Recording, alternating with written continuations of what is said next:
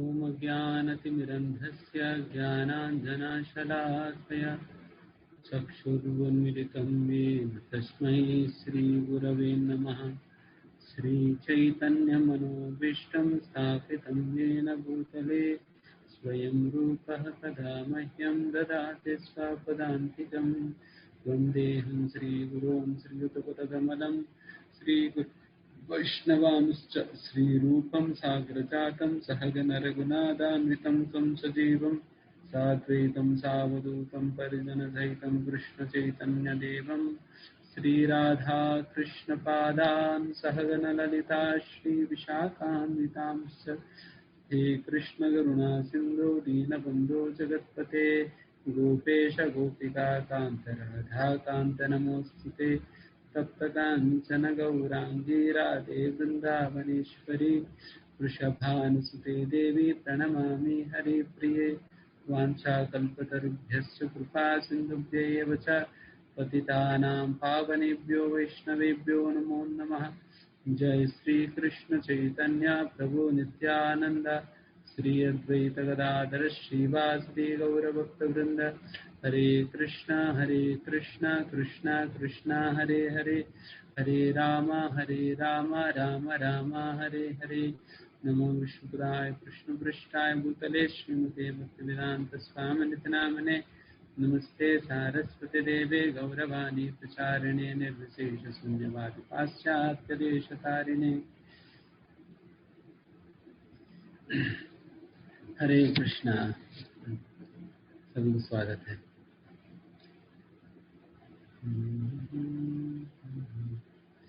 Yes, हम कहाँ तक पहुँचे हैं? थर्ड चैप्टर ना हमें स्टार्ट करना है। कौन हमारे साथ पढ़ेंगे आज? राधिका माता जी।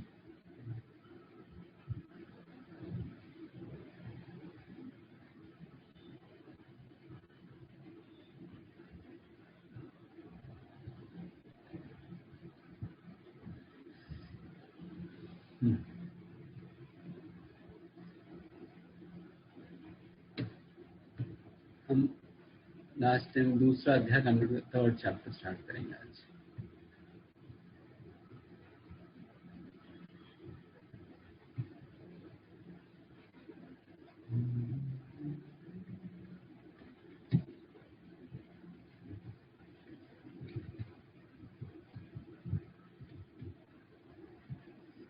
अर्जुन उवाच जायसी चेत् कर्मणस्ते मता बुद्धिर्जनार्दन तत्किं कर्मणि घोरे मां नियोजयसि केशव।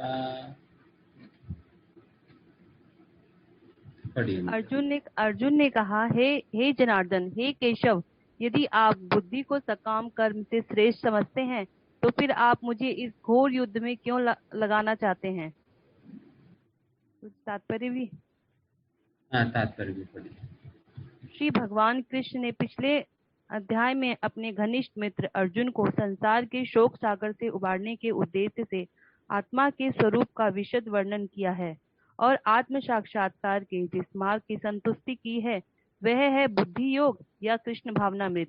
कभी कभी कृष्ण भावनामृत को भूल से जड़ता समझ लिया जाता है और ऐसी भ्रांत धारणा वाले मनुष्य भगवान कृष्ण नाम जप द्वारा पूर्णतः कृष्ण भावना भवित होने के लिए प्राय एकांत स्थान में चला जाता है, किंतु कृष्ण भावनामृत दर्शन में प्रशिक्षित हुए बिना एकांत स्थान में कृष्ण नाम जप करना ठीक नहीं।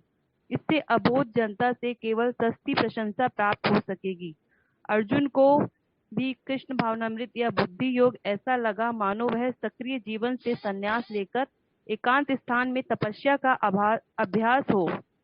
दूसरे शब्दों में वह कृष्ण भावनामृत को बहाना बनाकर चातुरी पूर्वक युद्ध से जी छुड़ाना चाहता था, किंतु एक निष्ठ शिष्य होने के नाते उसने यह बात अपने गुरु के समक्ष रखी और कृष्ण से सर्वोत्तम कार्य विधि के विषय में प्रश्न किया। उत्तर में भगवान ने तृतीय अध्याय में कर्म योग अर्थात कृष्ण भावना भवित कर्म की विस्तृत व्याख्या की है।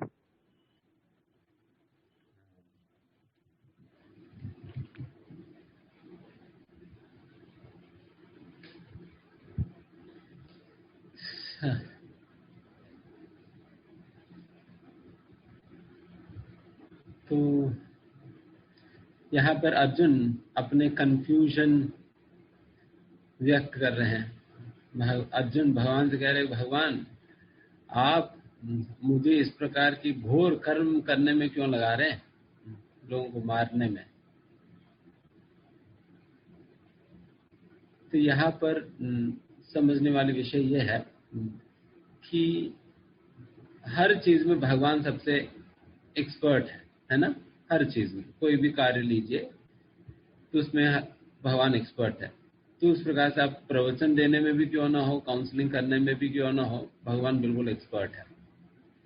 और वैसा बिल्कुल टॉप क्लास एक्सपर्ट भगवान कृष्ण काउंसलिंग प्रदान करने के बाद भी, प्रवचन देने के बाद भी अर्जुन जैसा शिष्य भी उसे समझ नहीं पा रहे, उसे समझ नहीं पा रहे। तो कंफ्यूजन, मतलब इतना अच्छा प्रवचन, इतना अच्छा प्रवक्ता प्रवचन देने के बाद भी कंफ्यूजन रह जाता है लोगों में। अर्जुन कितना समर्थ श्रोता है, तो वैसा समर्थ श्रोता है और एक बहुत सक्षम वक्ता है, बट फिर भी कंफ्यूजन है।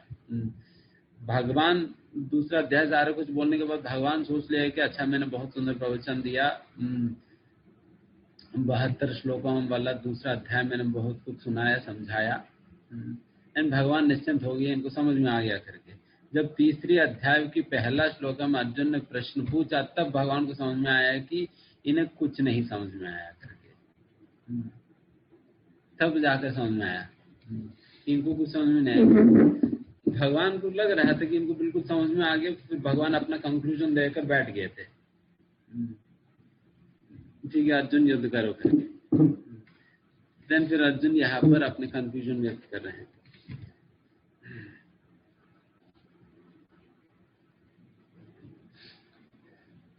तो यहाँ पर ये चीज हमें समझना चाहिए कि जब हम प्रचार भी करते हैं,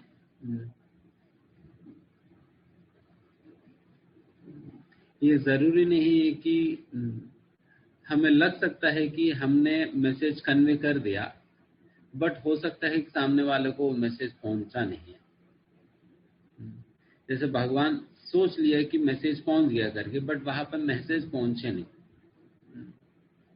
इसलिए डिस्कशंस बहुत अनिवार्य है, डिस्कशन करना बहुत अनिवार्य है। तब जाकर वो डिस्कशंस के अंतर्गत पता चलेगा कि सामने वाला व्यक्ति की क्या अंडरस्टैंडिंग की लेवल है। इसलिए हम अभी फिर हम हर जगह इस प्रकार से जहाँ पर भी हम प्रचार करते हैं, हम इस प्रकार की प्रथा शुरू कर रहे हैं कि फैसिलिटेटर्स जो भी है दे कंडक्ट, वो लोग रीडिंग सेशंस कंडक्ट करें एंड फिर अपने अपने फैसिलिटेशन में जो भी लोग उन लोगों के साथ डिस्कशन करें, तब जाकर उन लोगों की क्या अंडरस्टैंडिंग है पता चलेगी। नहीं तो केवल प्रवचन सुनकर जा रहे, देन फिर यही हाल होगा जो कि अर्जुन की है अभी।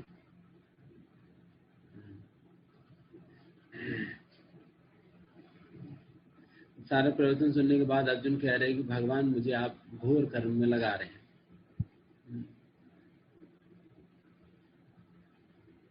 देन उसी प्रकार से कृष्ण भावनामृत के संबंध में सारे प्रवचन इत्यादि सुनने के बाद देन ऐसे ही कहेगा, प्रभु जी किसी का पूजा करो एक ही बात तो है, शिव जी का करो, दुर्गा जी का करो, साईं बाबा का करो, एक ही बात तो है। कई बार हमने इस प्रकार से सुना, अटेंड तो किए हैं कई प्रवचन, काफी हद तक उनकी कोर्सेज डिवाइस सब कुछ कंप्लीट हो गया, बट बाद में प्रश्न कह रहे हैं कि प्रभु जी किसी का भी पूजा करेंगे तो एक ही बात है। तो इसका मतलब यही कि उनको कुछ समझ में नहीं आया। So this is the thing. इसलिए ये डिस्कशन करना अनिवार्य है। तो यहाँ पर उस प्रकार के डिस्कशन फोरम होने के कारण अर्जुन अपना प्रश्न रख रहे हैं और भगवान को समझ में आ रही है कि अच्छा इनको समझ में नहीं, देन दोबारा मुझे उसको और डिटेल में एक्सप्लेन करना है। तभी इसलिए भगवान जो कुछ भी उन्होंने, दूसरा अध्याय इसलिए कहा जाता है, समरी कहा जाता है, बिकॉज दूसरा अध्याय के अंतर्गत भगवान सब कुछ बता चुके हैं। भगवद गीता में जो कुछ भी बताया जाता है वो सारा कुछ दूसरा अध्याय में कंप्लीट कर चुके हैं। बट उन्हीं चीजों को फिर तीसरा अध्याय से पुनः भगवान बहुत विस्तार रूप से समझाएंगे।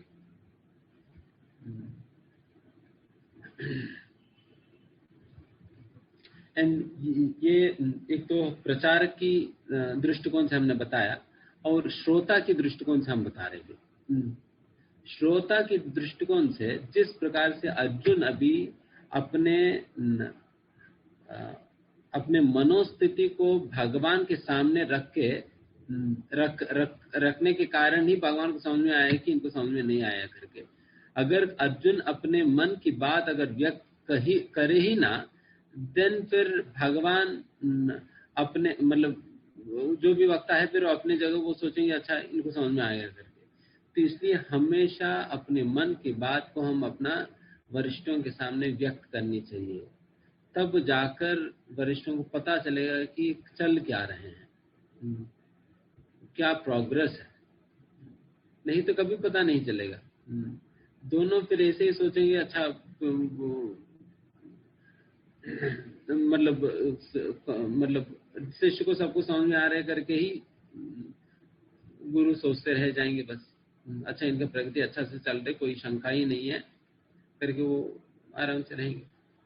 तो इसलिए इस प्रकार की अपने मन की अंडरस्टैंडिंग और बात हमें अपने वरिष्ठों के सामने रखना चाहिए, जिस प्रकार से अर्जुन ने यहाँ पर भगवान के सामने अपना ओपिनियन रखा, जिससे भगवान को समझ में आया। तो ये श्रोताओं की पॉइंट ऑफ व्यू से हमें समझना चाहिए।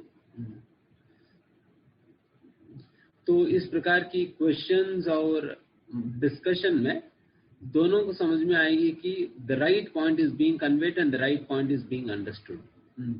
सही विषय ही समझाए जा रहे हो, सही विषय सही प्रकार से मुझे समझ में आ रहे करके ये दोनों बात दोनों ओर से क्लैरिफाई हो जाएगी। क्योंकि अधूरा ज्ञान सबसे खतरनाक है। अधूरा ज्ञान सबसे खतरनाक है क्योंकि जिनको ज्ञान नहीं है वो तो समझेगा कि अच्छा मुझे कुछ नहीं पता है करके, बट जो अधूरा ज्ञान वाले तो बहुत दिखावा करेंगे, अरे मैं तो सब कुछ जानता हूं करके, तो इसे दिखावा करके फिर वो गलती करेगा, कॉन्फिडेंटली गलत करेगा, कॉन्फिडेंस के साथ गलतियां करेगा। तो फिर वैसा लोगों को बाहर निकालना बहुत मुश्किल है। इसलिए अधूरा ज्ञान में रहना भी नहीं चाहिए, हमें अपना अंडरस्टैंडिंग कंप्लीट कर लेनी चाहिए। तो ये सारे जिस प्रकार के अर्जुन ने प्रश्न पूछा, उन प्रश्नों के द्वारा ही एक व्यक्ति की सिंसियरिटी हमें पता चलता है कितना सिंसियर है। इसलिए the quality of questions that a person puts up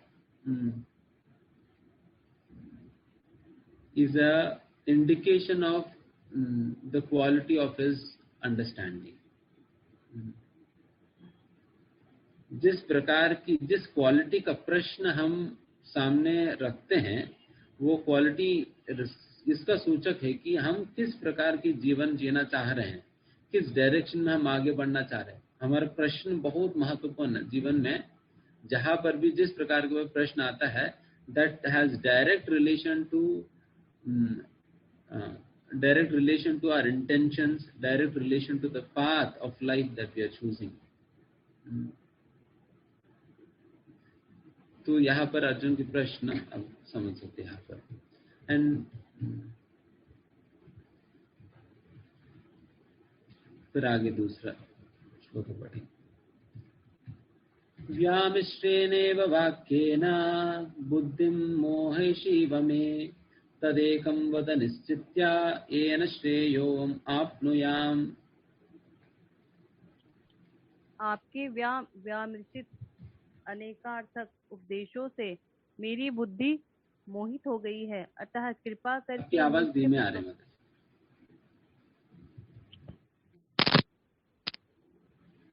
Hari बोल प्रभु जी, आ रही है आवाज?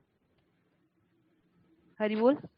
हाँ ठीक है। आपके व्यामिश्रित अनेकार्थक उपदेशों से मेरी बुद्धि मोहित हो गई है, अतः कृपा करके निश्चय पूर्वक मुझे बताएं कि इनमें से मेरे लिए सर्वाधिक श्रेष्ठकर क्या होगा। तात्पर्य: पिछले अध्याय में भगवत गीता के उपक्रम के रूप में सांख्य योग, बुद्धि योग, बुद्धि द्वारा इंद्रिय निग्रह, निष्काम कर्म तथा नवदीक्षित की स्थिति जैसे विभिन्न मार्गों का वर्णन किया है, किंतु उसमें तारतम्य नहीं था। कर्म करने तथा समझने के लिए मार्ग के अधिक व्यवस्थित रूपरेखा की आवश्यकता होगी। अतः अर्जुन इन भ्रामक विषयों को स्पष्ट कर लेना चाहता था, जिनसे सामान्य मनुष्य भ्रम भ्रम के उन्हें स्वीकार कर सके। यद्यपि श्री कृष्ण वाक्य चातुरी से अर्जुन को चकराना नहीं चाहते थे, किंतु अर्जुन यह नहीं समझ सका कि कृष्ण भावनामृत क्या है, जड़ता है या कि सक्रिय सेवा। दूसरे शब्दों में अपने प्रश्नों से वह उन समस्त शिष्यों के लिए जो भगवत गीता के रहस्य को समझना चाहते हैं, कृष्ण भावनामृत का मार्ग प्रशस्त कर रहा है। यहाँ पर जो प्रश्न अर्जुन भगवान के सामने रख रहे हैं, तो कोई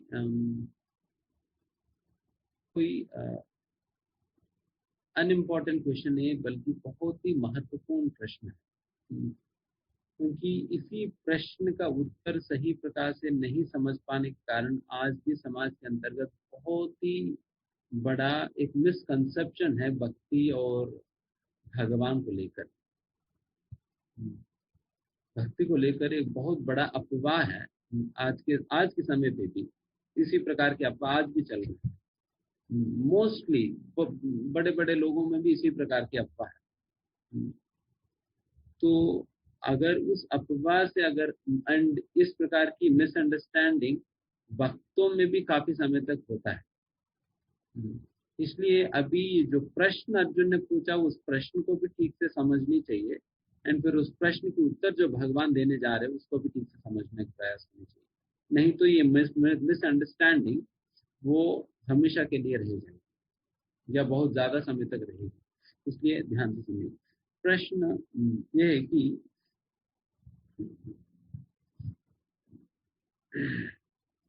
अर्जुन जब इस प्रकार से बुद्धि योग वगैरह के विषय में सुना, भक्ति के विषय में, तो अर्जुन को लगने लगा मतलब ये एक भावना है, बस ये भावना है, और ये इसमें मतलब ये सक्रिय नहीं है। उनको क्रियाशीलता इसके अंतर्गत समझ में नहीं आता। बट भगवान की ओपिनियन क्या है? भक्ति या आध्यात्मिकता बिल्कुल सक्रिय है, क्रियाशील है, ये निष्क्रिय नहीं है बल्कि क्रियाशील है। तो आज भी लोग क्या सोचते हैं, अच्छा इनको कोई काम धंधा नहीं है तो फिर भक्ति पकड़ लेगा, माला पकड़ लेगा। उनके हिसाब से क्या है, भक्ति करना मतलब निष्क्रिय, कोई कार्य नहीं करना। बट यहाँ पर जिस प्रकार से भगवान समझाने वाले, बल्कि भक्ति ही एकमात्र सक्रिय कार्य है। एकमात्र मतलब एक्चुअल या रियलिटी में सक्रिय कार्य। भक्ति कोई केवल भावुकता नहीं है, बल्कि इसके अंदर ये बहुत क्रियाशील है, इसके अंदर कई कार्य है, केवल ये भावुकता नहीं है। मतलब आज भी कई लोगों की इसी प्रकार की अंडरस्टैंडिंग, तभी तो लोग कहते हैं अच्छा इनको कुछ नहीं करना है इसलिए इस प्रकार से साधु बन गया या भक्त बन गए। बिकॉज उनकी ये अंडरस्टैंडिंग है अच्छा साधु बनकर भक्त बनकर कोई क्रिया करने की जरूरत नहीं, क्योंकि भक्ति निष्क्रिय है। बट आप सभी लोग अभी बताइए कि आप लोग भक्ति में आने के पहले ज्यादा क्रियाशील थे और भक्ति में आने के बाद ज्यादा क्रियाशील बने, या दूसरे वचनों में पूछा जाए, अब भक्ति में आने के पहले आप लोगों के पास खाली समय रहता था या भक्ति में आने के बाद खाली समय है? भक्ति में आने के बाद लोगों के पास खाली है नहीं, ये सोचने तक कभी समय नहीं होता। इतने प्रोग्राम्स और इतने एक्टिविटीज और इतने चीजें हैं कि लोग पागल हो जाते हैं। तो भक्तों को हमेशा इसी बात की क्रंच रहता है, समय की। प्रभु जी मेरी इच्छा तो है बट समय नहीं मिल पा रही।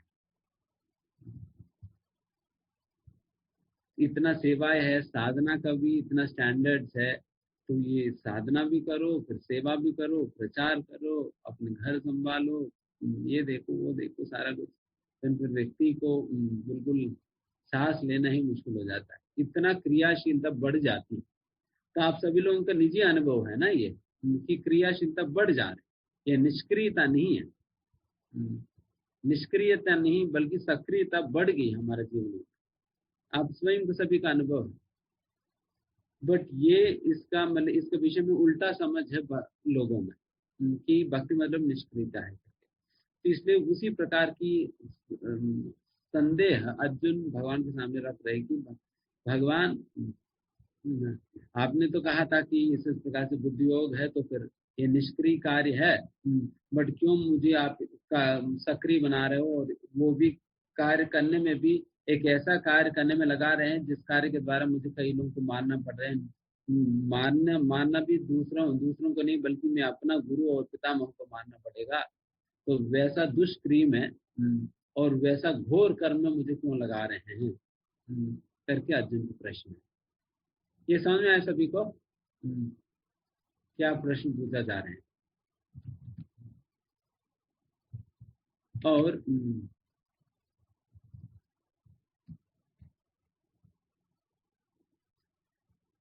एंड भक्ति में भी कई बार लोग ना, भक्त लोग भी ये अंडरस्टैंडिंग मतलब अभी जितना जो कुछ भी हमने कहा है, कई बार लोग थ्योरेटिकली समझ तो लेते हैं, बट जब प्रैक्टिकल ग्राउंड पर आते हैं देन फिर दिक्कत आनी होती है। जैसे कई बार कई लोग ऐसे भी होते हैं कि संगति से हटकर अपने एकांत में अपना भजन में लगे रहते हैं, एकांत में अपने घर में बैठे बैठे अपना जप करेंगे, श्रवण पठन करेंगे, जब मन लगे वृंदावन गया, अच्छा से बांकी बिहारी वगैरह वगैरह दर्शन कर लिया, घूम लिया, रोज ही परिक्रमा हो गया, हम हर महीने परिक्रमा करने जाते हैं, तो उस प्रकार से सारा कुछ कर रहे हैं, बट कोई संगति वगैरह नहीं है, ना कोई सेवा है,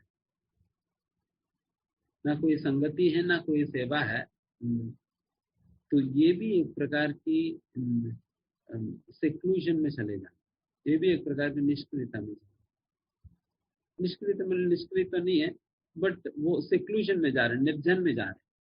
बट हमारे शास्त्र विश्वनाथ चक्रवर्ती ठाकुर कहते हैं माधव कादम्बरी में, इस प्रकार की निर्जन भजन की योग्यता है, जब तक उस योग्यता को हम मतलब प्राप्त नहीं करेंगे तब तक ऐसा निर्जन भजन में नहीं लगना चाहिए। अपने आप से ही सारा चीजें हम कर रहे हैं, साधु संगति में नहीं आ रहे, प्रोग्राम्स में नहीं आ रहे, भक्तों से कोई मिलना जुलना नहीं है, ना सेवाएं कुछ करना है, केवल अपना नाम जप कर रहे, भजन कर रहे, फिर वृंदावन जा रहे, घूम कर आ रहे, बरसाना जा रहे, मजा ले रहे आ रहे। तो इस प्रकार के कई लोग इस प्रकार के मोड में चले जाते, तो वैसा मोड में जाना भी यहाँ पर मना कर दी जाती। तो तभी तो प्रभुपाद जी कह रहे हैं ना, दूसरा पहला श्लोका की तात्पर्य में इस प्रकार के निर्जन भजन में नहीं जाना, क्योंकि निर्जन भजन में वही व्यक्ति जा सकता है जो कि आसक्ति का स्तर को पार कर चुके हैं। मतलब श्रद्धा साधु संग भजन क्रिया अनर्थ निवृत्ति निष्ठा रुचि आसक्ति, जो आसक्ति के स्तर को जो पहुंच गए हैं वो निर्जन भजन में जाएंगे तो कोई दिक्कत नहीं है। बट हम जैसा लोग निर्जन भजन में जाए और फिर वैसे सेक्लूजन में चले जाए, फिर शुद्धिकरण रुक जाएगी, शुद्धिकरण रुक जाएगी, क्योंकि सबसे महत्वपूर्ण ये है कि अहंकार की शुद्धिकरण संगति में होगा, मन की शुद्धिकरण जप करने से होता है, बुद्धि का शुद्धिकरण शास्त्रों की अध्ययन करने से होता है, और अहंकार की शुद्धिकरण साधु संगति में होगा। साधु संगति नहीं करेंगे अहंकार की शुद्धिकरण कहाँ होगी? कौन ठोकेगा गलती करने पे? देन फिर अहंकार बचा रहेगा, तो फिर अहंकारी व्यक्ति को भगवत धाम में क्या स्थान है? इसलिए वैसे सेक्लूजन में नहीं जाना चाहिए करके भी भक्तों को इस डिस्कशन के दौरान समझना चाहिए, भक्तों की पॉइंट ऑफ व्यू से हमने बताया। पहले हमने बताया एक साधारण कर्मी की पॉइंट ऑफ व्यू से, प्रारंभिक प्राकृतिक भक्त की पॉइंट ऑफ व्यू से, अभी दूसरा जो मैंने बताया एक प्रॉपर डिवोटी की पॉइंट ऑफ व्यू से।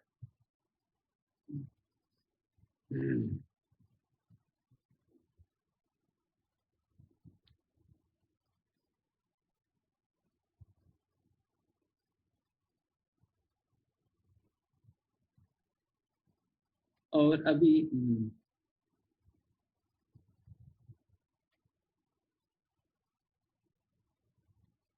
तो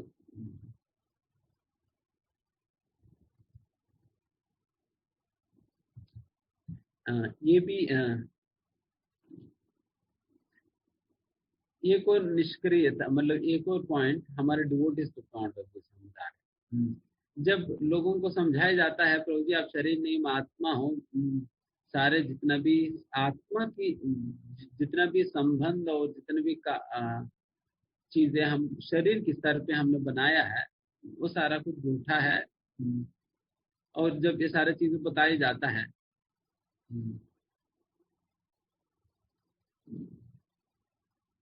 जब इस प्रकार की सारी चीजें बताया जाता है, देन फिर लोग एक ऐसा मोड में आ जाते हैं ना, जिस मोड में लोग कहने लगते हैं कि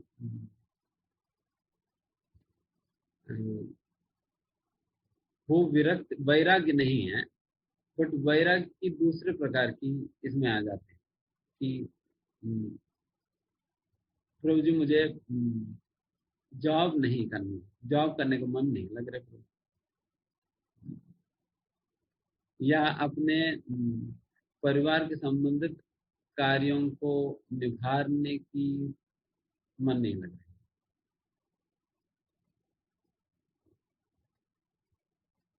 तो इस प्रकार की मूड में आ जाते हैं।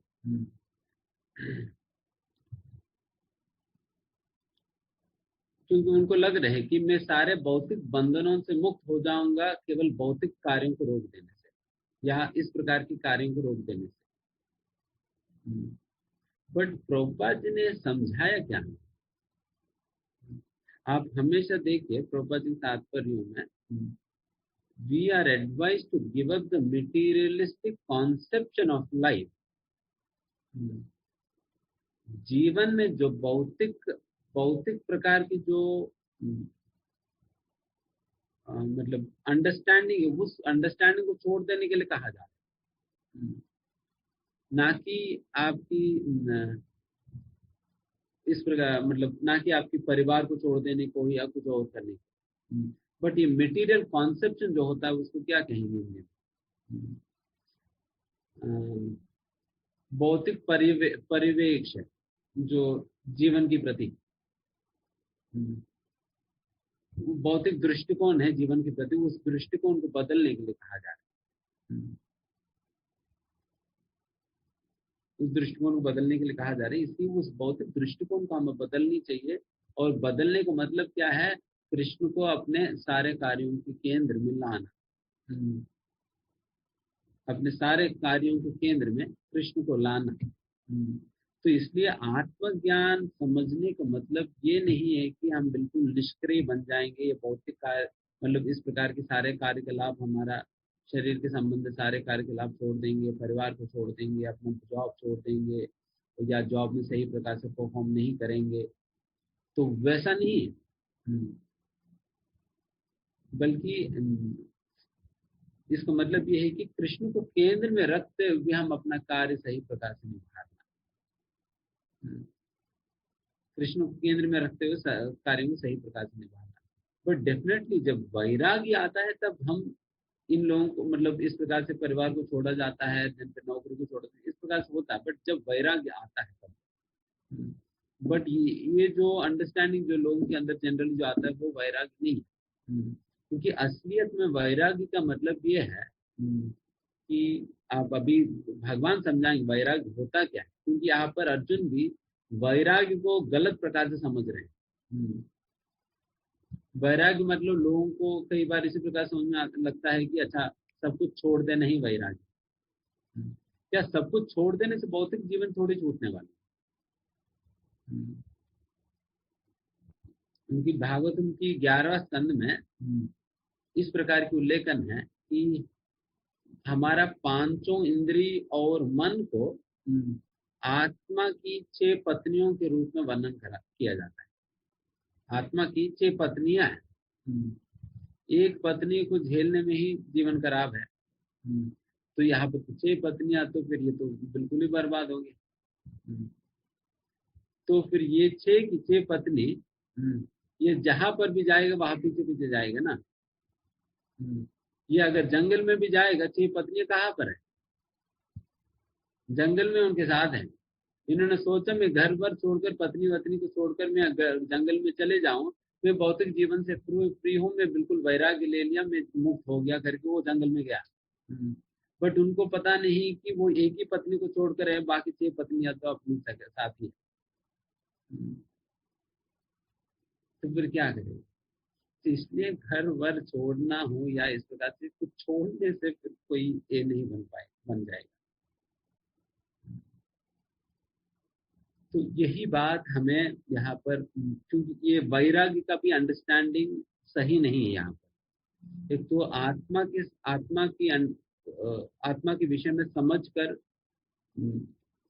गलत प्रकार के निष्कर्ष पे आ रहे हैं अर्जुन, और वैराग्य के विषय में सही प्रकार से समझ नहीं पा रहे, गलत प्रकार से समझ रहे। वैराग्य मतलब उनको लग रही है छोड़ देना वैराग्य। आत्मा के विषय में समझने का मतलब सारे चीजें जो शरीर के संबंधित कार्यों को बिल्कुल बंद कर देना। बट ऐसा नहीं है।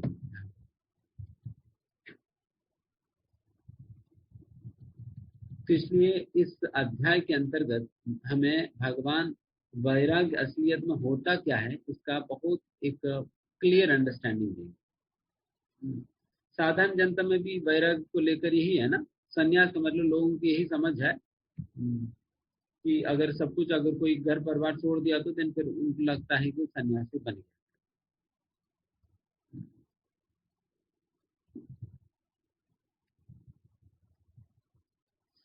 तो अभी सबसे पहला अर्जुन को इस प्रकार की डाउट कहाँ से आई?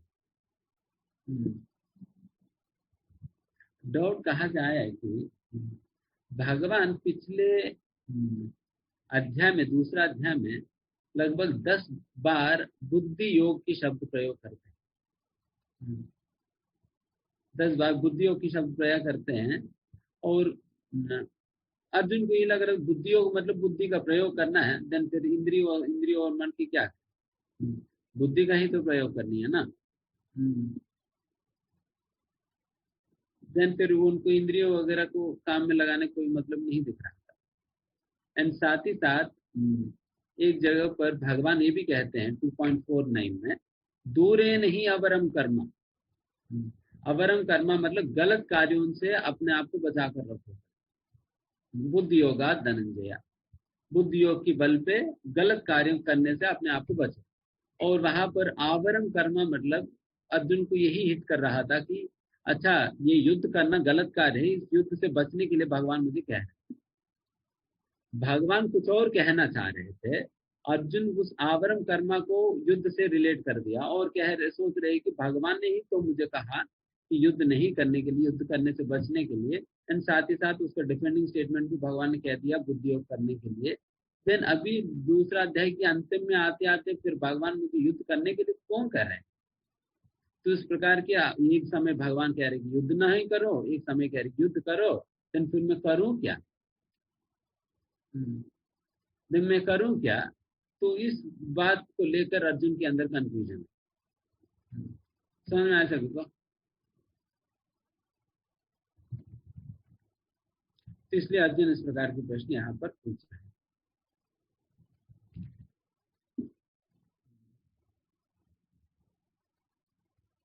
और डिवोटिस के लिए एक और एप्लीकेशन पॉइंट है इसी श्लोका के आधार पे कि कई बार लोग कृष्ण भावनामृत की बहाना पे कई कार्य नहीं करते जो कि करनी है।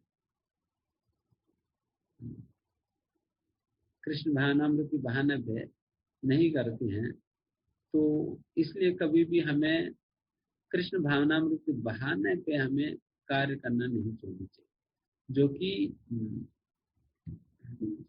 एक जगह पर हम रिसेंटली पढ़ रहे थे, वन शुड,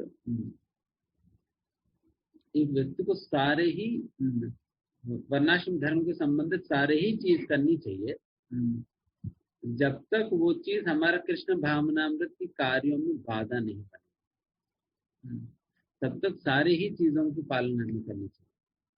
ऐसा नहीं कि मैं कृष्ण भावनामृत के पालन कर रहा हूँ तो फिर मैं सारे चीजों को परे में उठ गया, कोई नीति नियम का पालन करने की जरूरत नहीं। सारा चीजें मैं कृष्ण भावनामृत की बहाना पे मैं अवॉइड कर सकता नहीं। हमें सारे चीजों को करनी चाहिए।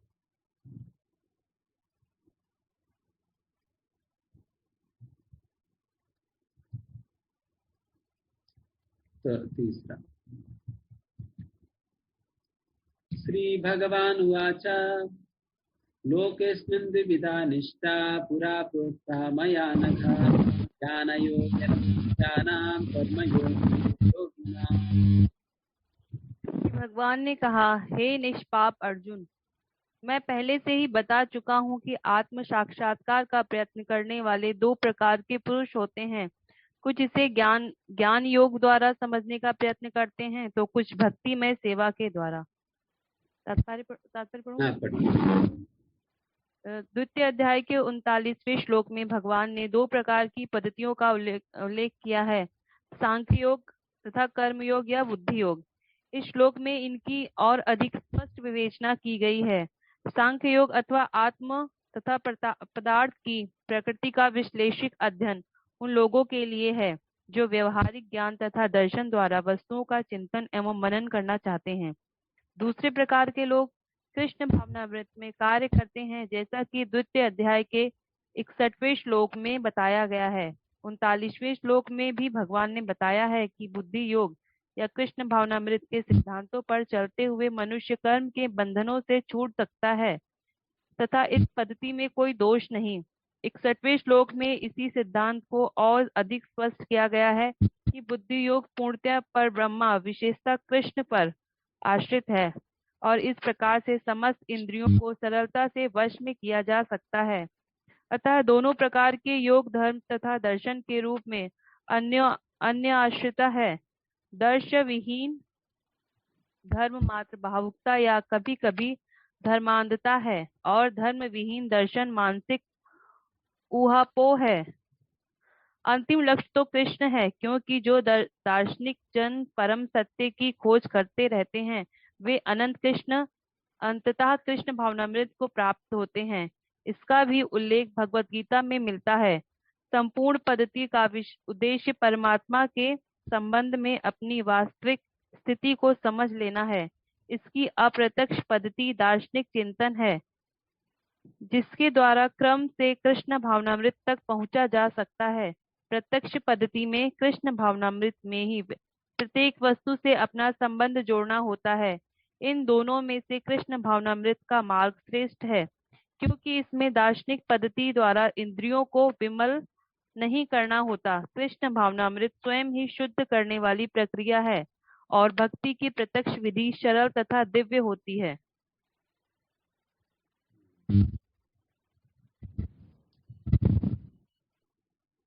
तो यहाँ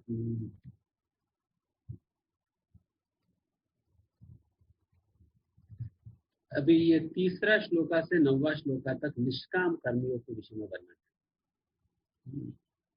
निष्काम कर्मयोग के विषय में वर्णन है।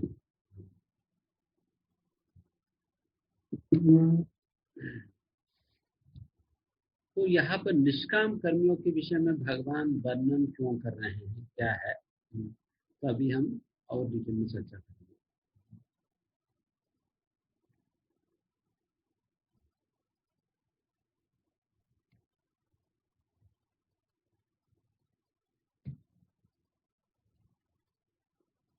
अर्जुन अभी एक ऐसा मूड में भगवान से कह रहे कि भगवान मुझे बस बता दो क्या करना है, मुझे बस बता दो क्या करना है, मैं कर देता हूँ। क्यों करना है, क्या है, ये सारी चीजें अर्जुन नहीं पूछ रहे। वो मतलब कुछ टेंशन में है। जैसे जब हम टेंशन में होते हैं ना, कहते हैं प्रभु जी मुझे बस बता दीजिए क्या करना है, जो आप बताएं मैं कर दूंगा। बट भगवान ने सिंपली अभी ये नहीं बताने वाले कि अर्जुन तुम्हें युद्ध करना है करके नहीं बताने वाले। ये आप ध्यान दीजिए।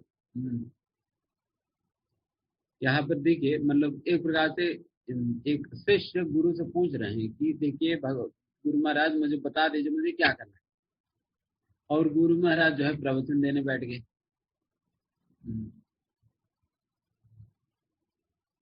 क्योंकि गुरु को ऐसे ही करनी चाहिए, केवल इंस्ट्रक्शंस पास नहीं करनी। भगवान वैसे सीधा सीधा बता सकते हैं ना, जब अर्जुन ने कहा एक चीज मुझे करने बताओ करके, फिर भगवान सीधा सीधा बता सकते हैं अर्जुन ठीक है तो युद्ध करो करके। बट भगवान ने क्या किया, हमेशा हमेशा हमें इंस्ट्रक्शन के साथ साथ उस इंस्ट्रक्शन देने के पीछे कारण और सिद्धांतों को बतानी चाहिए। सिद्धांतों को बतानी चाहिए। हो सकता है कि आपके शिष्य आपसे ना भी पूछे, फिर भी हमारी जिम्मेदारी बनता है बताना। इस प्रकार से बताने से क्या होता है, दिन व्यक्ति एक सेंटिमेंटल तौर पर कार्य नहीं करेगा, रादर एक प्रॉपर अंडरस्टैंडिंग के साथ वो कार्य करेगा। सेंटिमेंटली वो कार्य नहीं करेगा बल्कि प्रॉपर अंडरस्टैंडिंग के साथ कार्य करेगा। एंड दूसरी बात यह है कि वो व्यक्ति कितने बार आपकी बात मानेगा, एक बार, दो बार, तीसरी बार, चौथी बार मानेगा, बट पांचवा बार तो मानेगा नहीं। क्योंकि जो आप इंस्ट्रक्शन दी है उसमें कई ऐसे इंस्ट्रक्शन होंगे जो कि उनकी इच्छा का विपरीत भी है। तो वैसा विपरीत इंस्ट्रक्शन तो कितने बार आपकी प्रति रिस्पेक्ट के कारण मान लेगा। बट वही जब हम सिद्धांत के साथ और फिलॉसफी में बेस करके और प्रॉपर लॉजिक रीजनिंग के साथ जब हम बताएंगे उन्हें, उनको समझ में आनी चाहिए कि ये आपकी भलाई के लिए बताए जा रहे हैं, और इस प्रकार से करना यही सही है शास्त्रों के अनुसार भी करके। जब उनको लगे देन फिर हमारी अथॉरिटी पे नहीं बल्कि भगवान की अथॉरिटी और शास्त्रों की अथॉरिटी पे हम उनको ये बात रिकमेंड कर रहे करके, देन उनकी ट्रस्ट इट विल रीइंफोर्स हो जाएगी, उनकी ट्रस्ट हमारे पे रीइंफोर्स होगी। इसलिए जब भी हमको इंस्ट्रक्शन दे कुछ, ऑल्दो अर्जुन यहाँ पर सीधा पूछ रहे मुझे इंस्ट्रक्शन दे दीजिए, बट फिर भी यहाँ पर भगवान इंस्ट्रक्शन के पीछे सिद्धांत बताकर इंस्ट्रक्शन देंगे। और वो भी आप देखिए भगवान ने सीधे इम्पोज नहीं किया लास्ट तक भी। अब देखो भगवान सारा कुछ समझाने के बाद 18वां अध्याय में भगवान अर्जुन से कहते हैं मुझे जो कुछ कहना है मैंने कह दिया, अर्जुन यथा इच्छति तथा कुरु, जैसा जैसा आपको इच्छा हो वैसा करो। बट जब इतना स्ट्रॉन्ग सिद्धांत और एक्सप्लेनेशन और रीजनिंग जो भगवान ने दिया, इतना कुछ सुनने के बाद अर्जुन भगवान के इंस्ट्रक्शन के विपरीत क्यों कार्य कर पाए? तो इसलिए ऑल्दो हम इंस्ट्रक्ट करने के लिए शिष्य पूछने पे भी we give them all the reason and leave up to him. देखिए प्रभु जी इस प्रकार के सिद्धांत है तो ऐसा करना सही है, बट अभी अल्टीमेटली आपकी इच्छा है ऐसा करना है या वैसा करना है। This is the right way of dealing with people, जैसे भगवान कह रहे हैं। भगवान यही तो किया ना, सारा सिद्धांत बता दिया, समझा दिया। ऑल्दो अर्जुन का कितना समर्पण है भगवान कृष्ण के प्रति, बट फिर भी कृष्ण उस समर्पण की एडवांटेज नहीं ले रहे अपने काम निकालने के लिए, अपना इंस्ट्रक्शन उनके ऊपर थोपने के लिए नहीं। उस समय भी भगवान अर्जुन के ऊपर छोड़ रहे हैं, अर्जुन यथाइच्छा से बता। भगवान ने बता दिया, ये भी बता दिया अतचेत पाम अहंकारान नश्योस्यसि विनश्यति। अगर आप अपने अहंकार के कारण मेरे बात नहीं सुनोगे तो नाश हो जाएंगे करके भी भगवान ने बता दिया। बट फिर भी भगवान ने कहा कि यथा इच्छा तो तथा करो, जैसा मर्जी करो, जो कुछ सुनाना है सुना दिया। तो उस प्रकार की फ्रीडम के साथ जब हम व्यक्ति की, उस प्रकार की फ्रीडम जब व्यक्ति को देंगे, उस फ्रीडम देने के बावजूद भी जब व्यक्ति आपकी बात करेगा, आपकी बात मानकर करेगा ना, that is the best ideal relation. वो आइडियल रिलेशन जब आप स्वतंत्रता दे रहे हैं, जब आपने अल्प स्वतंत्रता उनको दिया, उस स्वतंत्रता को वो खुद अपनी इच्छा से उन्होंने सरेंडर कर दिया। That is what is real surrender and submission and love. यही आप इस भगवदगीता के अंतर्गत देख सकते हैं। इसलिए अर्जुन यहाँ पर इंस्ट्रक्शन नहीं दे रहे, ये बात यहाँ पर समझिए। एंड ठीक है, एंड नेक्स्ट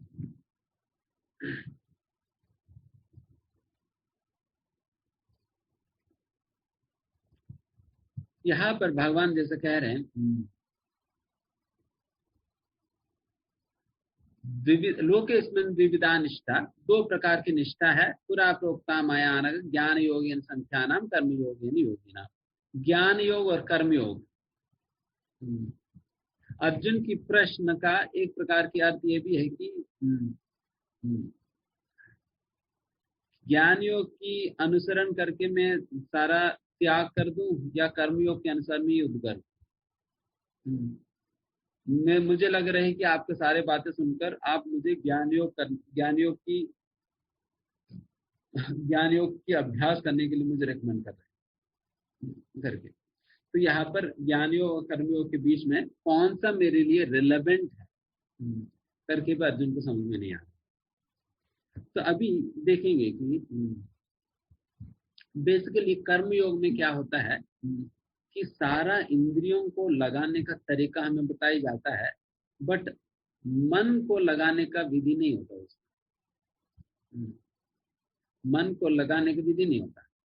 और ज्ञान योग में क्या होता है, ज्ञान योग में इंद्रियों को लगाने का विधि नहीं होती है, बल्कि बुद्धि को लगाने का विधि होता है।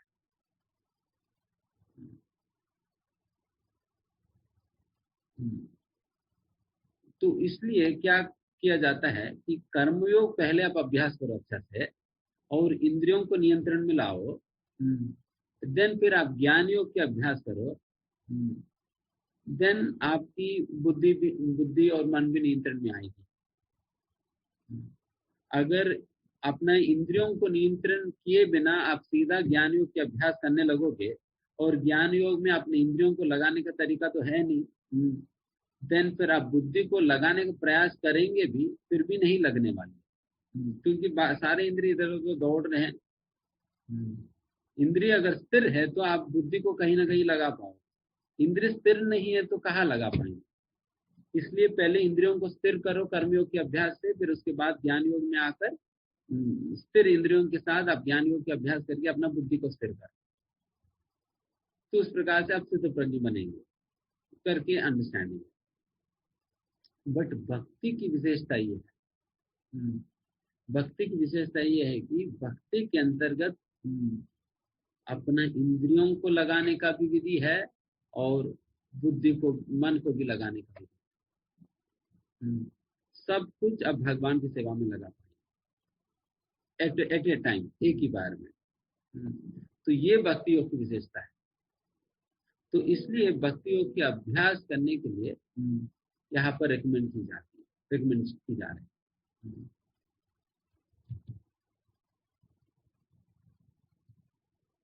इसलिए हम सभी लोग बहुत भाग्यवान हैं कि हमें पहले कर्मयोग के अभ्यास करो, फिर अपने इंद्रियों को नियंत्रण करो, फिर उसके बाद ध्यान योग के अभ्यास करो। ये सारा कुछ इतना कुछ घुमा कर ले जाने की तरीका नहीं बताएगी, सीधा सीधा भक्ति करने के लिए कहा गया है। देन फिर भक्ति करने से सारा सब कुछ लग जाएगा।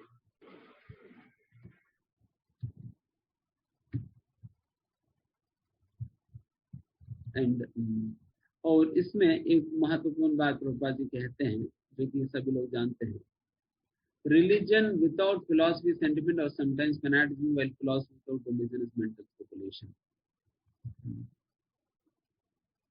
हमेशा धर्म आचरण और सिद्धांत दोनों साथ साथ चलने चाहिए। सिद्धांत भी हमें सीखना चाहिए और साथ ही साथ हमारा आचरण या धर्म आचरण भी ठीक प्रकार से चलना चाहिए। कई बार लोग साधना करते सेवा नहीं करते, और कई लोग सेवा करते साधना नहीं करते। दोनों होनी चाहिए, दोनों का एक अच्छा हेल्दी कॉम्बिनेशन होनी चाहिए दोनों की, साधना और सेवा की। देखिए ऐसे ही समझ सकते हैं कि साधना मतलब खाना खाना, सेवा मतलब काम करना। अगर सोचो कि कोई दिन भर खा रहे हैं, कुछ काम धंधा नहीं करते। कोई वक्त आज ही मेरे से पूछ रहे प्रो जी जो आपकी ये डिवोटी है ना, वो उस डिवोटी का फिलॉसफी इतना स्ट्रांग कैसे हो गया प्रो जी, बताइए मुझे कैसे हो गया। फिर मैंने यही बात बताई, अगर मान लीजिए कोई बिल्कुल दिन भर खा रहे हैं, खाकर बैठ जाएगा, क्या उनकी मसल्स बनेगी? मसल्स बनेगी नहीं। मसल्स बनने के लिए उनको वर्कआउट करना पड़ेगा। फिर वो इधर मतलब जो भी जिम जाकर हो, नहीं तो फिर सही में काम करके हो, फिर अपना एनर्जी एक्सपेंड करना होगा, तब जाकर जो आपने खाया वो मसल्स के रूप में परिवर्तित होगी। और दूसरी ओर आप खा नहीं रहे हैं और काम खूब कर रहे हैं और जिम में जा रहे हैं, देन फिर क्या होगा? जिम से आते वक्त कहीं मूर्छित होकर गिर पड़ जाएंगे। तो खाया नहीं, सारा कुछ एनर्जी निकाल दी।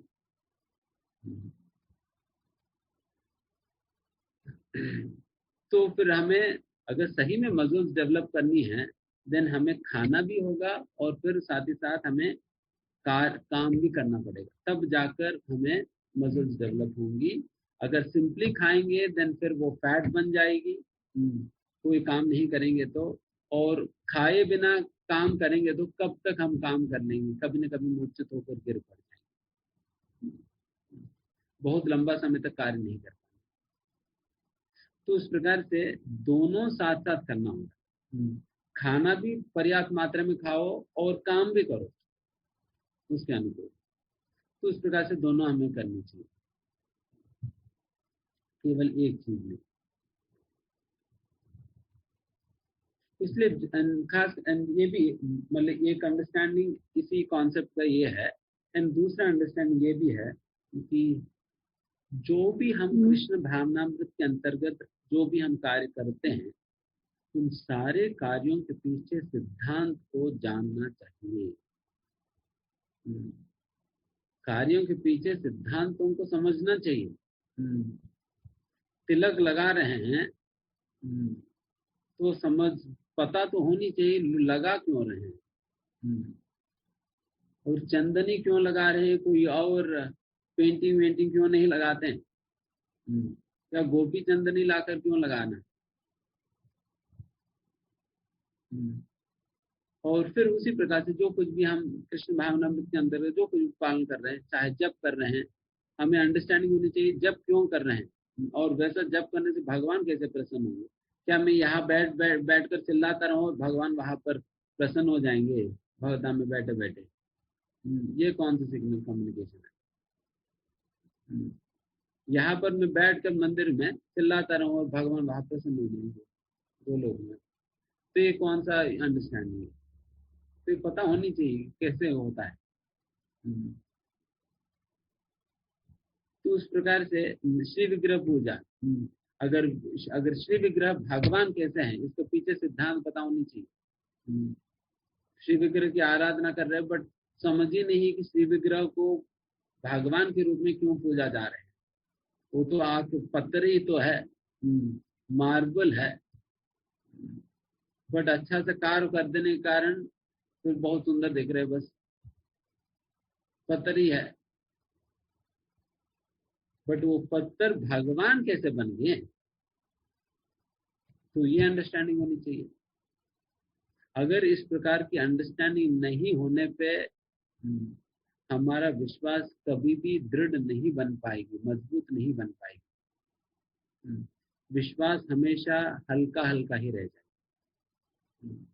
सेंटिमेंटल लेवल पर ही हम कार्य करेंगे, बट सेंटिमेंटल लेवल पर कार्य बहुत लंबा समय तक कोई कर नहीं पाएगा। थोड़ी देर करेगा, बट एक समय के बाद तो छूट ही जाएगी चीजें। इसलिए सेंटिमेंट यहाँ पर प्रोपा इसलिए कह रहे सेंटिमेंटल, तो सेंटिमेंटल बन जाएगा अगर फिलॉसफी नहीं समझेंगे तो, केवल रिलीजन प्रैक्टिस करें। एंड इस प्रकार की सेंटिमेंटल आचरण ही हमारा जो कुछ भी हिंदू संप्रदाय या सनातन धर्म की आज की दुखद परिस्थिति आने का मुख्य कारण ऐसा सेंटिमेंटल आचरण ही है। लोग केवल आचरणों को पालन तो कर रहे थोड़ा बहुत इधर उधर, और उसके पीछे किसी को कोई सिद्धांत पता नहीं है, इसलिए कोई आकर प्रश्न पूछने पे उनको समाधान देने का कुछ समाधान है नहीं।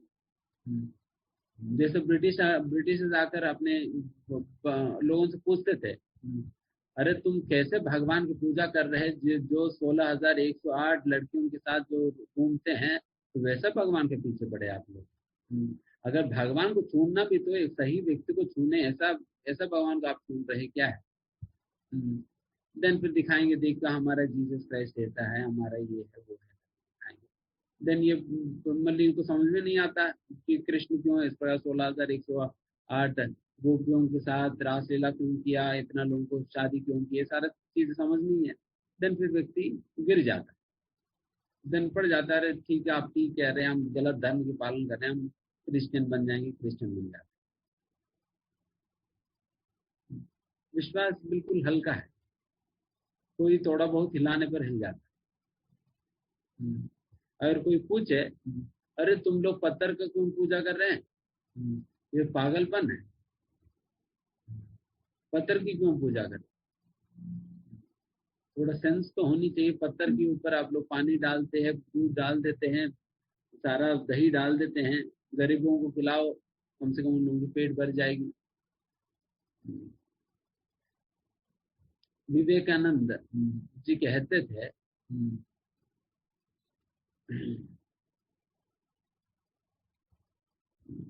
why are you searching for God? Many gods are roaming on the roads.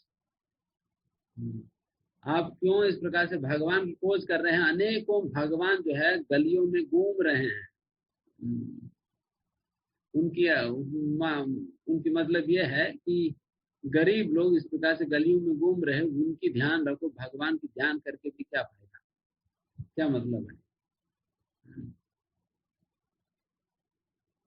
तो ये अंडरस्टैंडिंग लोगों की भगवान के विषय, जब इस प्रकार की चीजें सामने आएंगी, देन फिर व्यक्ति के पास अगर अंडरस्टैंडिंग नहीं तो देन हिल जाएगा व्यक्ति, उनको लगा अच्छा ये जो कह रहे हैं बिल्कुल सही है। तो इसलिए अपनी अंडरस्टैंडिंग बहुत डीपेंड करनी चाहिए, बहुत गहरा करनी चाहिए हर चीज के विषय में। इसलिए जब आप प्रवचन रेगुलरली सुनेंगे, समझेंगे, देन आपकी अंडरस्टैंडिंग डेवलप होगी। ठीक है, फिर आगे बढ़ेंगे। न कर्मणामनारंभा नैष्कर्म्यं पुरुषोस्मृते न च संन्यासनादेवा सिद्धिं समाधिगच्छति। ना तो कर्म से विमुख होकर कोई कर्म फल से छुटकारा पा सकता है और न केवल संन्यास से सिद्धि प्राप्ति की जा सकती है। भौतिकतावादी मनुष्य के हृदय को विमल करने के लिए जिन कर्मों का विधान किया गया है, उनके द्वारा शुद्ध हुआ मनुष्य ही संन्यास ग्रहण कर सकता है। शुद्धि के बिना अनायास संन्यास ग्रहण करने से सफलता नहीं मिल पाती। ज्ञान योगियों के अनुसार संन्यास ग्रहण करने अथवा सकाम कर्म से विरत होने से मनुष्य नारायण के समान हो जाता है, किंतु भगवान कृष्ण इस मत का अनुमोदन नहीं करते। हृदय की शुद्धि के बिना संन्यास सामाजिक व्यवस्था में उत्पात उत्पन्न करता है। दूसरी ओर यदि कोई नियत कर्म को न करके भी भगवान की दिव्य सेवा करता है, तो उस मार्ग में जो कुछ भी उन्नति करता है तो तो उसे भगवान स्वीकार कर लेते हैं। बुद्धि योग। स्वल्पायस्य धर्मस्य त्रायते महतो भयात्। ऐसे सिद्धांत की रंच मात्र संपन्नता भी महान कठिनाइयों को पार करने में सहायक होती है।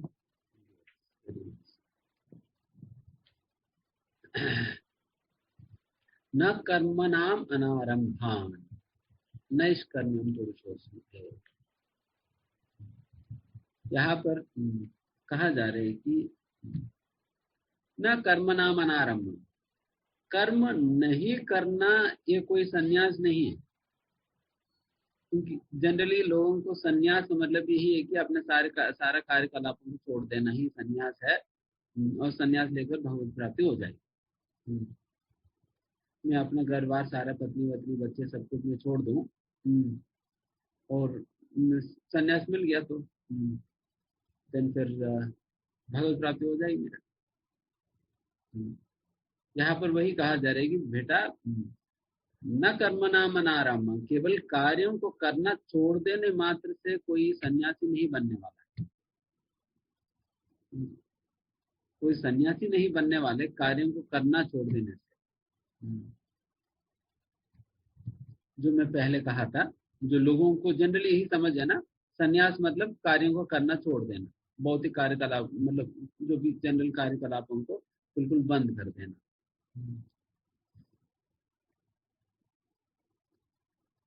और केवल उस प्रकार की कार्यों को छोड़ देने मात्र से ये भी मत समझो कि आप मुक्त हो जाएंगे। सबसे पहला इस प्रकार के कार्यों को छोड़ना संन्यास नहीं करके समझना है, और इस प्रकार से छोड़ देने मात्र से कोई मुक्त बन जाएंगे करके भी नहीं। हम अपना जीवन की सिद्धि को नहीं प्राप्त कर पाएंगे। बल्कि यहाँ पर जैसे प्रभुपाद जो एक महत्वपूर्ण बात कह रहे हैं, शुद्धिकरण हुए बिना कोई भी व्यक्ति संन्यास नहीं ग्रहण करनी चाहिए। अगर शुद्ध हुए बिना अगर कोई संन्यास लेगा, देन फिर उस प्रकार की कार्य समाज के अंतर्गत बहुत डिस्टर्बेंस क्रिएट करेगी। विदाउट प्यूरिफिकेशन ऑफ हार्ट, संन्यास is simply a disturbance to the social order.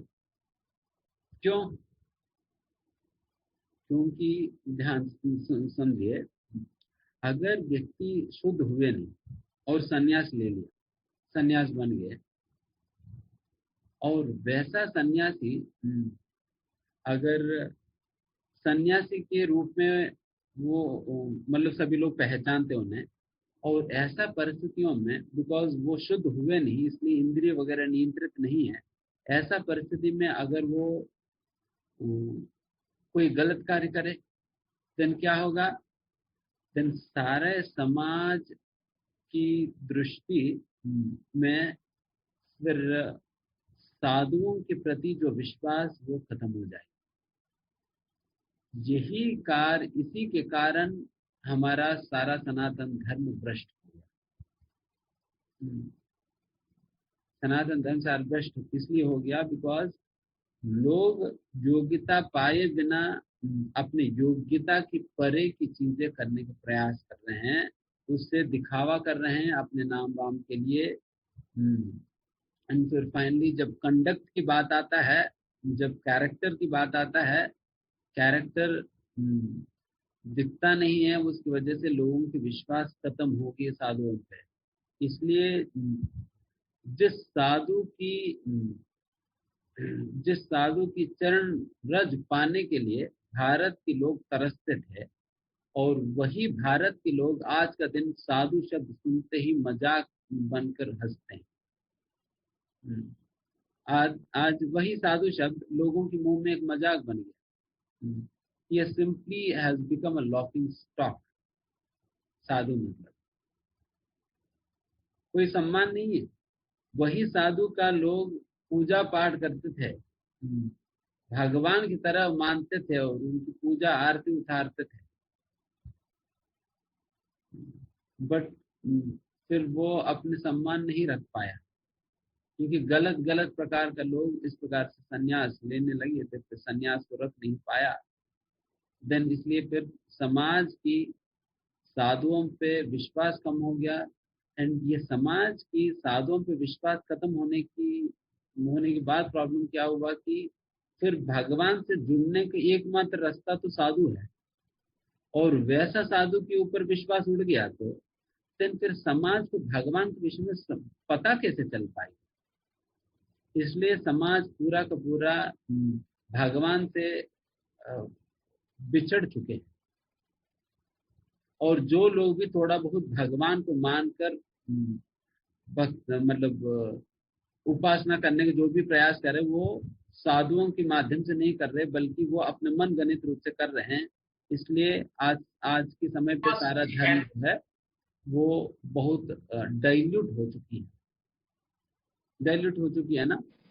क्योंकि सिद्धांत के आधार पर नियम टिकता है, सिद्धांत नहीं है तो नियम वो डाइल्यूट होने लग जाती है। सिद्धांत के बिना नियम जो है वो डाइल्यूट होने लग जाते हैं।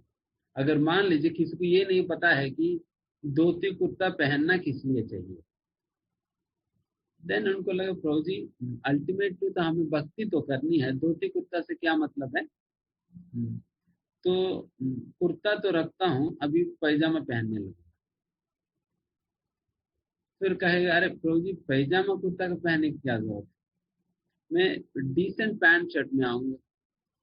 फिर डिसेंट पैंट शर्ट में आएगा, फिर कहेगा प्रभु जी इतना पैंट शर्ट में आ ही गया तो जीन पैंट टी शर्ट पहन करेंगे। बिकॉज उनको कोई अंडरस्टैंडिंग नहीं है धोती कुर्ता क्यों पहन रहे, सेंटिमेंटली पहन कर आ रहे हैं। तो ऐसा चीज होती है। इसलिए साधु जब होते हैं, साधु सारे चीजों के प्रति पीछे सिद्धांत भी समझाएंगे, जैसे भगवान यहाँ पर समझा रहे अर्जुन को। उस सिद्धांत के कारण फिर वो नियम भी टिकेगा, नहीं तो नियम टिकेगा नहीं।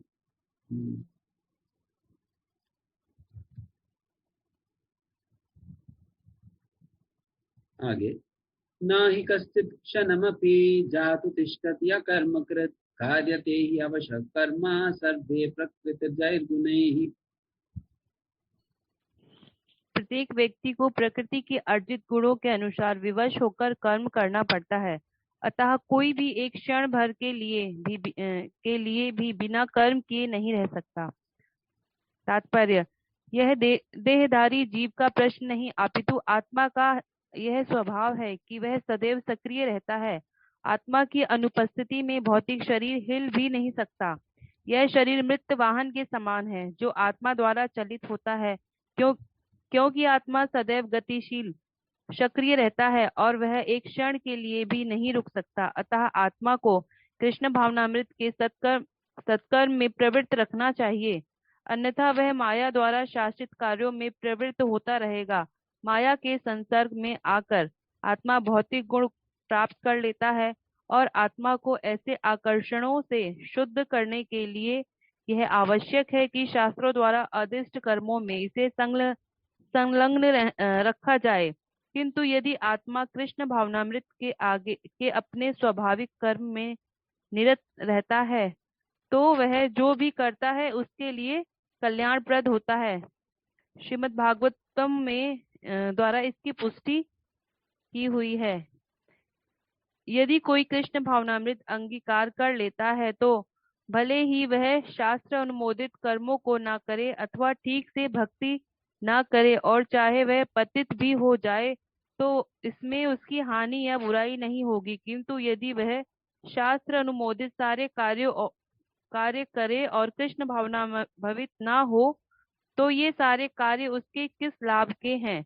अतः कृष्ण भावनामृत के इस स्तर तक पहुंचने के लिए शुद्धिकरण की प्रक्रिया आवश्यक है। अतएव संन्यास या कोई भी शुद्धिकारी पद्धति कृष्ण भावनामृत के चरम लक्ष्य तक पहुंचने में सहायता देने के लिए है, क्योंकि इसके बिना सब कुछ व्यर्थ है। यही श्लोक भागवतम के अंतर्गत एग्जैक्टली ऐसे ही रिपीट होता है, ना ही कश्चित्। यहाँ पे जैसे कहा जा रहा है ना ही कश्चित् क्षणमपि, हम एक क्षण के लिए भी जातु तिष्ठति अकर्मकृत, कोई कार्य, अकर्म मतलब कोई कार्य किए बिना हम कभी रह नहीं सकते। हमेशा कोई ना कोई कार्य हमें करना ही होता है। चाहे आप जितना भी प्रयास करो खाली बैठने का, फिर भी खाली बैठ नहीं पाएंगे। खाली बैठ नहीं पाएंगे, करेंगे ही कुछ ना कुछ। क्योंकि अगर आप चाहेंगे भी बैठने का खाली, बट जो 3 गुण, जो जिस 3 गुणों की प्रभाव में हम हैं, वो 3 गुण तो बैठने नहीं देंगे। इसलिए कहा जा रहा है सर्व प्रकृति जैर गुणैहि कार्यते ही अवशः कर्म। आपको अवशः मतलब आपको हेल्पलेसली कार्य करने में मजबूर कर देगी। You will be drag to do some activity. आप खाली बैठ नहीं पाएंगे। You will be drag to do something. कौन आपको खींचने वाले हैं इस प्रकार कार्य करने में? सर्वे प्रकृति जैर गुणैहि। क्योंकि सभी लोगों को अपने अपनी रस्सी बांध कर प्रकृति ने पकड़ लिया। पुतली खेल रही है प्रकृति। तो इसलिए तो यहाँ पर एक बहुत महत्वपूर्ण बात हम अपना सभी लोगों के साथ जीवन के लिए महत्वपूर्ण बात यह है कि अगर हम पहले से सही कार्यों में अपने आप को नहीं लगाएंगे, देन प्रकृति हमें या 3 गुणों, जिस 3 गुणों के प्रभाव में हम हैं, वो हमें गलत कार्यों में लगाएंगे। गलत कार्य करेंगे, देन फिर गलत फल मिलेगी, फिर उसको भोगना पड़ेगा। इसलिए हम बार बार हम यही कहते हैं, dictate your mind before it dictates you. समझ में आया? Dictate your mind before it dictates. आप पहले से मन को आप निर्देशन दीजिए, वो आपको निर्देशन देने के पहले। मन के साथ यही तरीका है। आप कभी मन को खाली छोड़ेंगे, देन फिर मन अपनी मर्जी से आपको घुमाने लगेगी। जो लोग कहते हैं ना, प्रभु जी मेरा मन नहीं लगता, वो सभी मन के राजा है।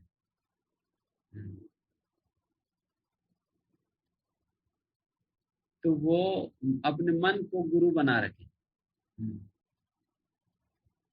तो वो यही कहते, गुरु महाराज अब जी आप जो बताइए मैं करूंगा।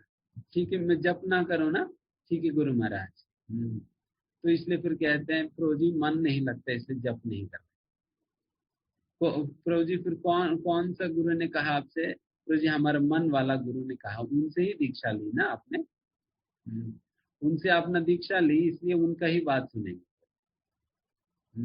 दीक्षा आपने ली किसी और से, वो सुन रहे मन की। फिर जिनकी बात सुन रहे, जिनकी आज्ञा का पालन कर रहे, वही तो गुरु है। तो फिर मन गुरु हो गया। तो इसलिए हम कह रहे हैं कि मन आपसे कुछ और करवाने के पहले ही आप कुछ मन को करने के लिए दे दीजिए। जिस प्रकार से बच्चों के साथ भी हम यही कहते हैं ना, बच्चे कुछ और शैतानी कर बैठने के पहले ही आप उनको कहीं और लगा कर रखें। आप उन्हें पॉजिटिव एंगेजमेंट नहीं देंगे, वो कुछ ना कुछ शैतानी कर बैठेंगे, कुछ ना कुछ खराब करेंगे। तो पहले से निर्धारित करना होगा, अच्छा तुम्हें ये करना हो, वो करना हो। उसी प्रकार से मन को भी पहले से आप निर्धारित कर। इसलिए हम बार बार कहते हैं कि लोग अपना शेड्यूल बनाइए, या आपको डेली प्लानिंग होनी चाहिए कि मैं दिन में क्या करना है मुझे। आप कोई भी समय, कोई भी 5 मिनट का भी समय ऐसा नहीं होनी चाहिए कि आप सोच रहे कि क्या करना है, तो घूम गया व्यक्ति, इसका मतलब ही इज लॉस्ट। अगर आपके पास 5 मिनट है जिस समय आपको पता ही नहीं है कि क्या करना है, इसका मतलब गया। वो 5 मिनट में घुमा देगी माया कहीं ना कहीं। कोई यूरोप ले जाकर घुमा कर ले आएगी, अमेरिका ले जाकर घुमा कर ले आए, कहीं ना कहीं घुमा कर ले आएगी। तो इसलिए हमारा कहना है कि आपके पास 5 मिनट भी ना, इतने व्यस्त रखना होगा अपने आप को। यही बात यहाँ पर कह रहे हैं। आप अपने आप को व्यस्त नहीं रखेंगे तो मन आपको गलत कार्य में व्यस्त रखेगा, क्योंकि आप कोई कार्य किए बिना तो रह ही नहीं पाएंगे। क्योंकि मन बहुत ही एक्टिव एलिमेंट है, इतना सक्रिय है मन। उस मन इतना सक्रिय है आत्मा, उस आत्मा के ऊपर इतना अज्ञान की आवरण डालने के बाद भी, आत्मा के ऊपर सूक्ष्म शरीर स्थूल शरीर है सब कुछ डालकर उसको ढक देने के बाद भी आत्मा का जो क्वालिटी को हम पूरा ढक नहीं पा रहे, फिर भी उनकी गुण जो है हमें सक्रिय करवा ही रही। तो उतना मतलब पावरफुल है आत्मा। कई बार होता है ना, मतलब कोई लाइट इतना पावरफुल होता है कि आप कई चीजों से आपने उस लाइट को ढक दिया, कपड़े से ढक दिया, कार्टन से ढक दिया, बट फिर भी उसकी प्रकाश बाहर आ रहे, तो इसका मतलब समझ लीजिए कि वो लाइट कितना पावरफुल है। उसी प्रकार से हमारा आत्मा भी कितना अज्ञानता के आवरण से उस आत्मा को ढक देने के बाद भी फिर भी आत्मा का जो सक्रियता की गुण जो है वो बाहर निकल ही रहा। It is always keeping us active. इसलिए आत्मा बहुत सक्रिय है, इसलिए उसको उसे सही प्रकार से इंगेज करना बहुत महत्वपूर्ण है। नहीं तो मन बहुत घुमाए। तो इसलिए before your mind takes you on a ride, take your mind on a ride।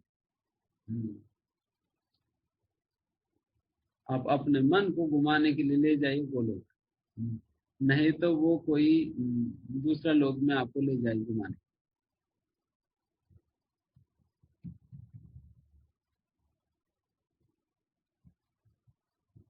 छठवां, कर्मेन्द्रियाणि संयम्य य आस्ते मनसा स्मरन् इंद्रियार्थान् विमूढ़ात्मा मिथ्याचारः उच्यते।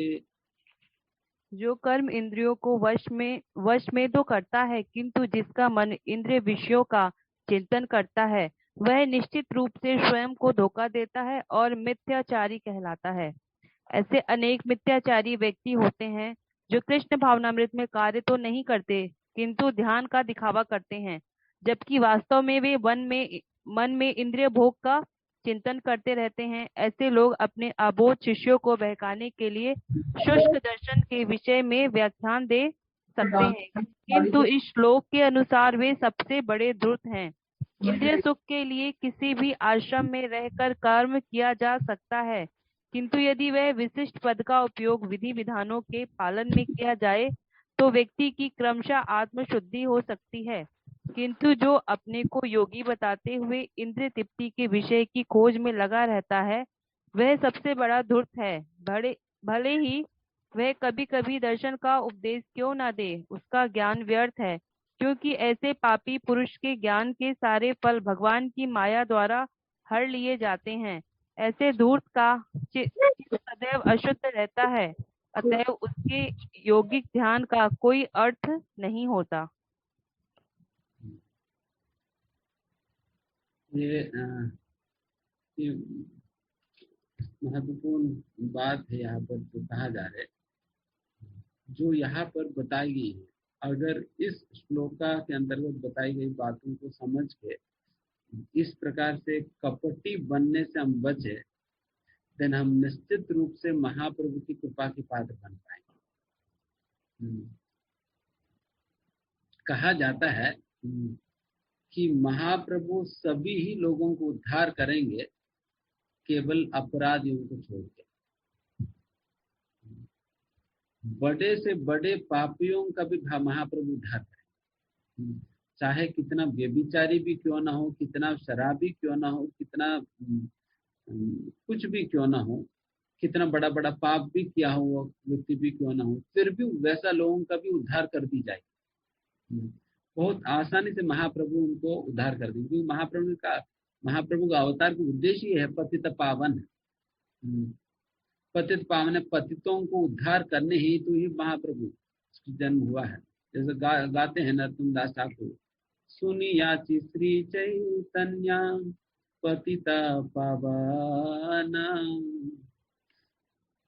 मैंने सुना था श्री चैतन्य महाप्रभु नामक एक महापतित पावन के विषय में। फिर उन्होंने क्या किया, अनंत पातक जाने पुरलो उद्धारा।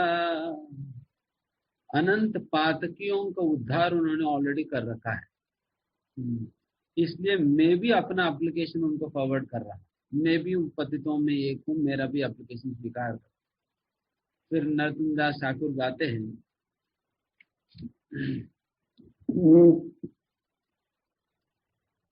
अमर बरस मात्रा करुणा तो मारा, अहि तू किसे करुणा बेदेर विचार। फिर वहां पर नरोत्तम दास साहब कहते हैं, देखिए महाप्रभु मेरे पास और कोई भरोसा तो है नहीं, एकमात्र आपका करुणा ही एकमात्र मेरा आशा है, होप है। और मैंने ऐसा भी सुना था वेदों से कि आपकी करुणा बिल्कुल अहेतु की करुणा है, इसलिए मेरी अंदर कुछ देखे बिना ही आप मुझे मेरे ऊपर कृपा करो। इसलिए एक और अन्य भजन में इस प्रकार से गाते हैं, योग्यता विचारे किचु नहीं पाए, तुम्हारा करुणा सारा, तुम्हारा करुणा सारा। योग्यता विचारे, हे गुरुदेव अगर मेरे अंदर किसी प्रकार की योग्यता देखने जाओगे तो फिर मेरे अंदर कोई योग्यता है नहीं।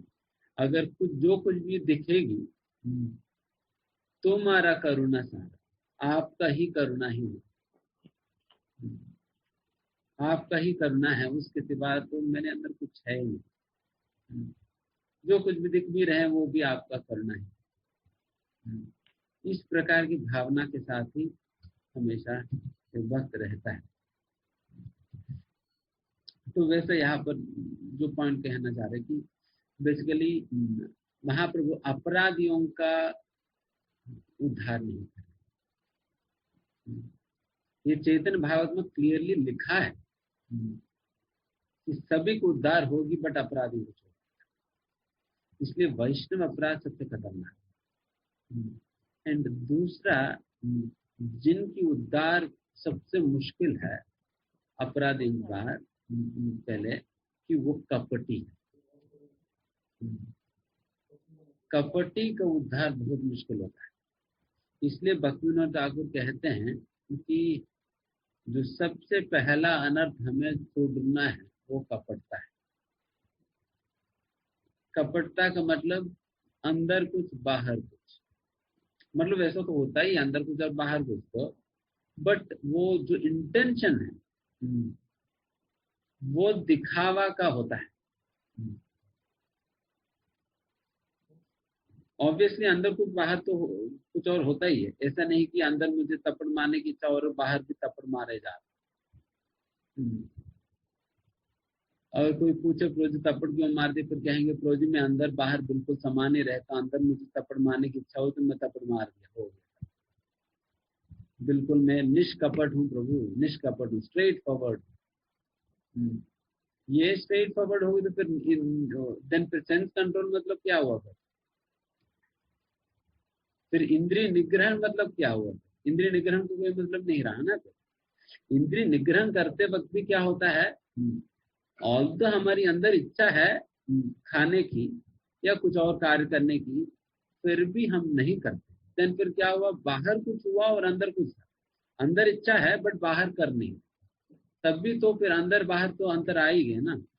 बट ये कपटता नहीं है बल्कि इंद्रिय निग्रहण,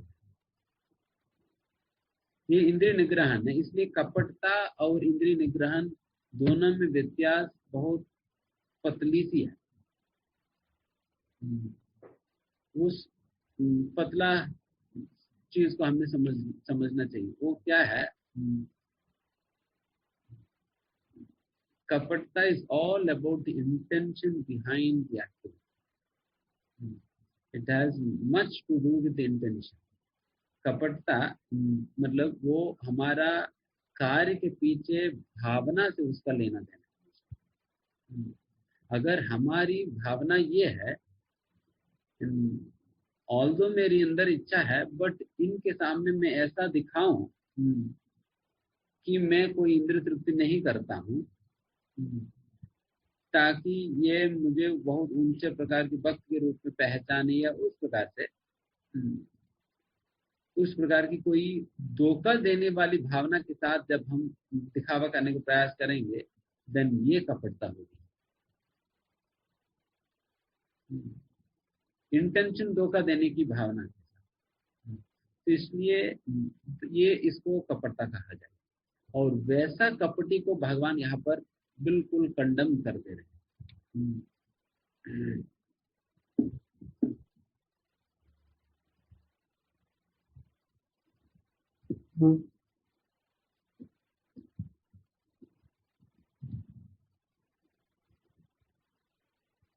वैसा कपटी व्यक्ति एक तो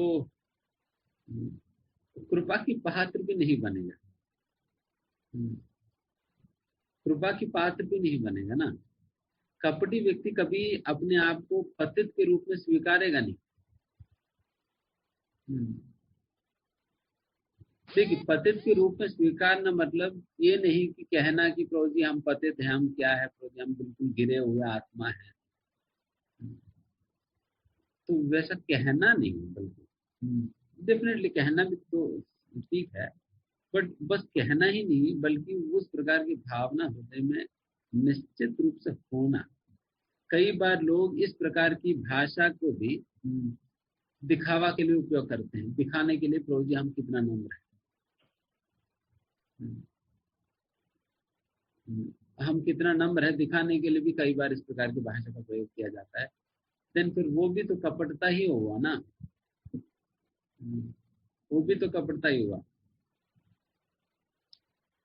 हम अनेक बार ये बात कहते हैं कि अगर मान, जैसा आप कह रहे प्रभु जी, जैसा हम कहते प्रभु जी हम पतित है, हम मूर्ख है. अगर कोई और भक्त आकर कह दे आपको, हाँ प्रभु जी सच में आप मूर्ख हो, आपने कहा और उन्होंने कह दिया प्रभु जी आप सच में मूर्ख हो, पतित हो, गिरे हुआ आत्मा हो, तो आप कहेंगे अरे प्रभु जी ये तो मेरे निंदा कर रहे हैं, है या नहीं. वो तो यही तो किया ना, आपने जो बताया वही तो रिपीट किया. आपने जो कहा वही तो रिपीट किया, बट वो कहने पर हमें चोट लग रहे हैं और हम कह रहे हैं तो कुछ और है. तो इसका मतलब फिर वहां पर कहीं ना कहीं कपटता है या नहीं. तो कपटता के लिए कई बार कपटता पहचान में ही नहीं आता है. पहचान में ही नहीं आता है, बिकॉज इतना धोखाबाजी है उसमें कि हम खुद को ही धोखा दे रहे हैं. We are actually cheating our own self. अपने आप को ही बहुत बड़ा धोखा दे रहे हैं और सोच रहे हैं कि हम दुनिया को धोखा दे रहे हैं, फिर हम सोच रहे हैं, बट असलियत में धोखा खाने वाला तो खुद ही है. जिस प्रकार से वो खरगोश होता है ना, खरगोश के पीछे जब कोई शेर वेर पड़ जाती है, खरगोश जितना तेजी से हो पाए उतना तेजी से दौड़ेगी दौड़ेगी दौड़ेगी. जब बिल्कुल थक जाएगी, जब दौड़ नहीं पा रही, खरगोश क्या करती है कि फिर जमीन में थोड़ा सा गड्ढा खोद देगी और जमीन के अंदर उस गड्ढे के अंदर अपना मुख को, अपना सिर को रख देगी और फिर सोचेगी अभी शेर चलेंगे शेर चलेंगे शेर चलेंगे. बट शेर पीछे से आकर उस खरगोश को पकड़ कर खा ले. केवल एक खरगोश मान रहे कि मैं मतलब शेर चलेगी उधर, बट शेर तो वही है. उसी प्रकार से हम सोचते हैं कि हम पूरा दुनिया को धोखा दे रहे, बट असलियत में धोखा खाने वाले तो खरगोश ही है, हम ही है. तो इसलिए इस कपटता को कपटता को समझने के लिए और उससे निकलने के लिए भी रास्ता यही है कि हमें सच में अपने आप से हॉनेस्ट रहना होगा, हॉनेस्ट रहना पड़ेगा, कम से कम अपने आप से तो हॉनेस्ट रहे, समझे कि हम क्या है।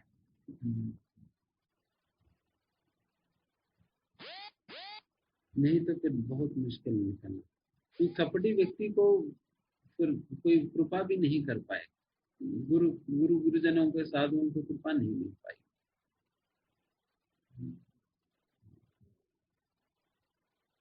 इसलिए भक्तिनाथ ठाकुर कहते कपटता से पहले निकलो।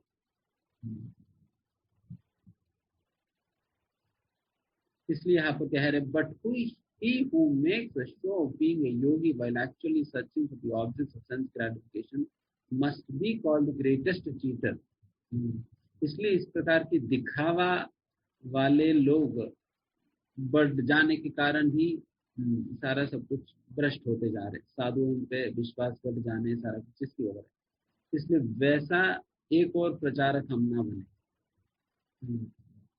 वैसे एक साधु और हम ना बने। We should not become an addition to that category। दिखावा करने की कोई जरूरत नहीं, हम जो है वो है, और क्या।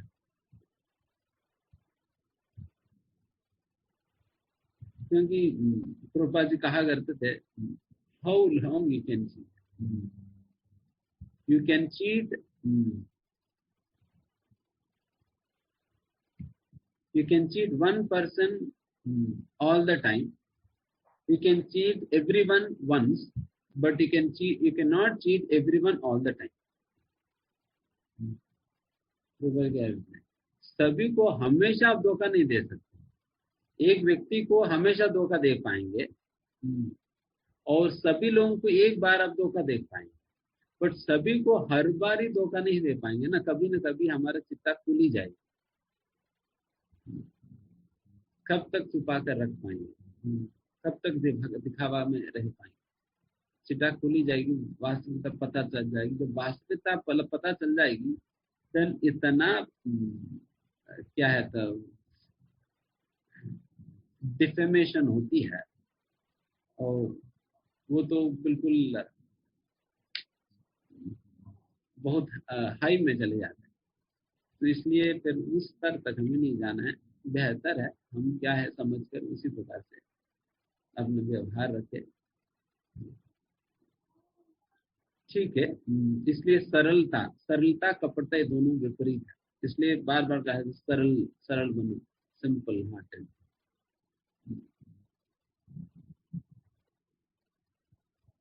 ठीक है, यहाँ समाप्त करते हैं। कि कोई प्रश्न है?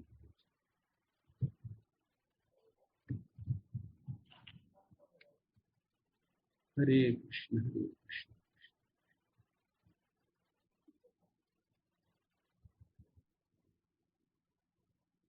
एंड इसके विषय में एक बात और बताते हैं, शायद राधेश्याम को भी कोई कह रहे थे, मुझे याद नहीं आ रहा। वो कहते हैं कि we are what when we are alone. जब हम अकेले में हैं तब हम कौन है पता चलता है। मान ले सभी लोगों के सामने हम खाने में वगैरह हम थोड़ा सा वैसे करते हैं, बट जब हमें अकेला छोड़ दिया जाता है तब हम टूट पड़ते हैं। देन फिर वो कपटता हो गया ना, कपटता हो गया। तो इसलिए जब व्यक्ति अकेला होता है तब पता चलता है कि वो व्यक्ति असलियत में क्या है, उनकी व्यवहार। इससे भी कपटता पता चलता है।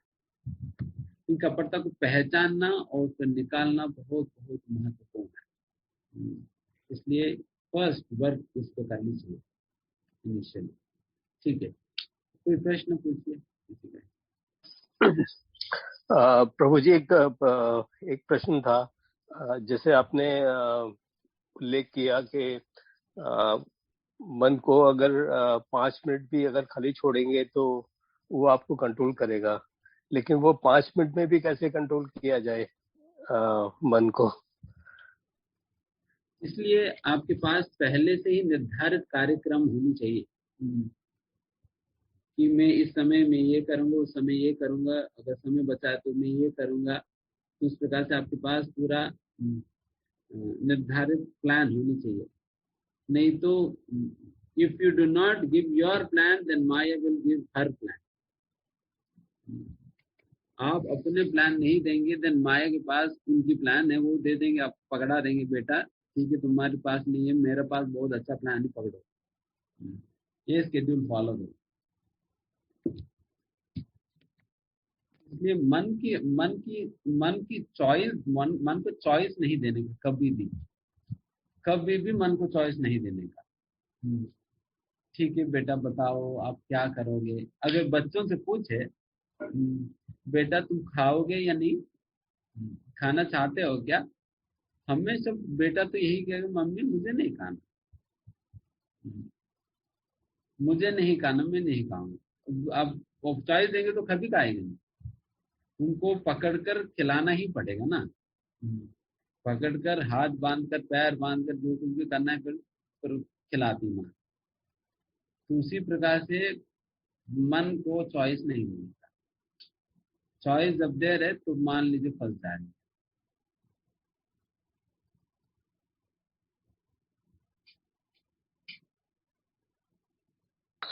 हरे कृष्णा प्रभु जी। प्रभु जी, जैसे आपने बताया कि धर्म, आचरण और सिद्धांत साथ साथ चलना चाहिए, प्रभुपाद जी ने बोला था। प्रभु जी, इसका कोई लाइव एग्जांपल हम अपने डेली रूटीन से कैसे निकालेंगे? लाइव एग्जाम्पल जैसे मैंने कहा था,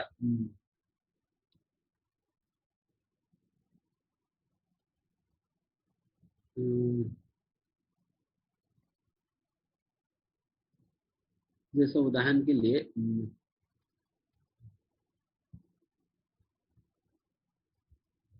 कोई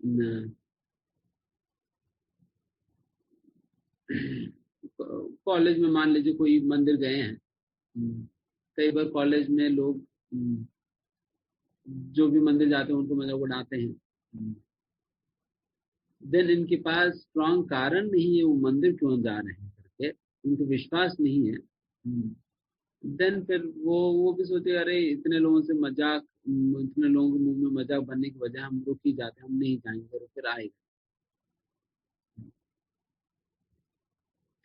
और या दूसरी ओर ये भी है कि कई बार हमें अपने निजी जीवन में भी कई बार कुछ कार्य करने में अपने परिवार की ओर से हो या उस प्रकार से कोई ना कोई कहते हैं मतलब भक्ति को डिस्करेज करते हैं, आप इतना भी मत करो, ये सारा चीजें मत छोड़ो, ऐसा वैसा करके कुछ ना कुछ सुझाव देते हैं।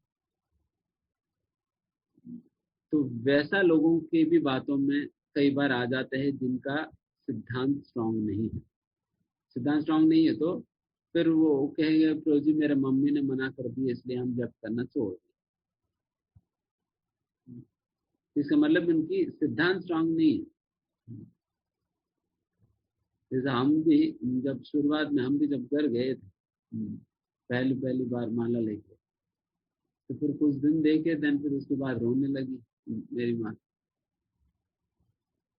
देन फिर फाइनली हमसे ये करा दिया कि तुम जप नहीं करोगे करके। फिर अगली बार जब हम वापस कॉलेज गए तब हम माला छोड़ कर गए थे। ये हमारा विश्वास मतलब हमारे पास स्ट्रॉन्ग रीजन नहीं था माला करने। इसलिए जिनके पास स्ट्रॉन्ग कारण नहीं है फिर वो लोग ऐसा कंडीशंस को, ऐसा विपरीत कंडीशंस को सामना नहीं कर पाएंगे, गिर जाएंगे। तो वैसा और भी कई नहीं।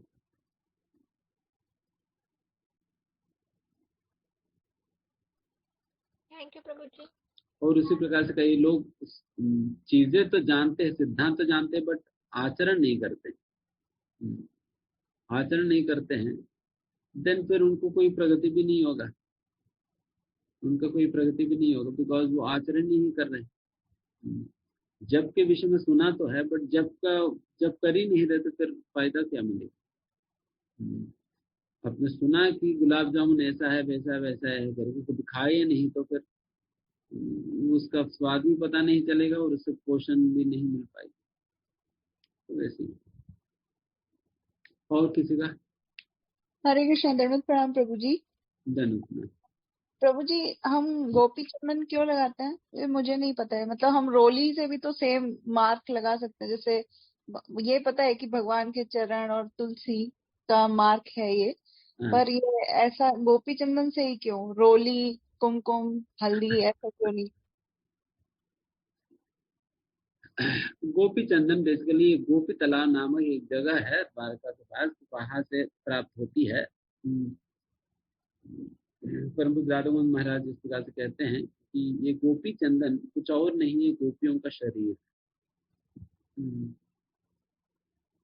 गोपियां जब अपने आखिर समय में फिर वहां पर वो ये हो जाती है, इसलिए उनका शरीर उसमें, या एक प्रकार मतलब ये भी एक जगह पर कहा जाता है कि एक बार भगवान कृष्ण को जो ब्रह्मा जी ने जो भी चंदन के साथ जो भगवान कृष्ण के शरीर पे तिलक लगाई हुई है, कृष्ण को जब गोपियां जब द्वारका आई, जब कृष्ण की या जब कृष्ण के अभिषेक इस गोपी तालाब के अंतर्गत करी गई है, नहलाई जा रहा था, उस समय भगवान कृष्ण के शरीर पे जो तिलक ब्रह्मा जी ने चंदन के साथ लगाई, वही तिलक वही चंदन पिघल कर फिर वो गोपी चंदन बनी, जो कि उस गोपी तालाब से मिलता है। इसलिए जब हम इस प्रकार के तिलक लगाते हैं, इसी बात की स्मरण हमें करनी चाहिए कि ये गोपियों का शरीर है, जिन गोपियों के पद चिन्हों में चलने का प्रयास कर रहे, जिन फिर वैसा गोपियों का शरीर है। तो उस प्रकार से स्मरण करते हुए मैं लगानी चाहिए।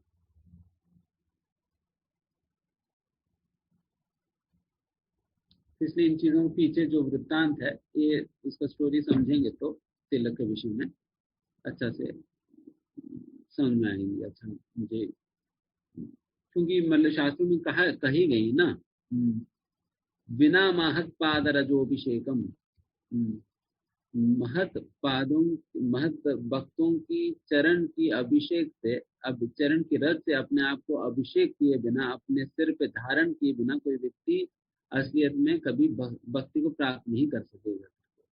उसी प्रकार से एक प्रकार से हम वही तो ले रहे हैं ना, अपने सिर पे धारण कर रहे हैं, उसी से ये भी तो हुआ। तो इस प्रकार से हम समझ सकते हैं कि इसलिए हम लगानी चाहिए। हरे कृष्ण प्रभु जी। प्रभु जी, जैसे हम जैसे अब मतलब वैराग्य के बात और सन्यासी के जो अंतर समझे हैं, तो दोनों में क्या बेसिक अंतर है? क्या वैराग्य सन्यासी बनने से पहले क्या वैराग्य होना चाहिए, या फिर कैसे? मतलब वैराग्य अलग है, सन्यासी अलग है, या ये दोनों एक ही है? मतलब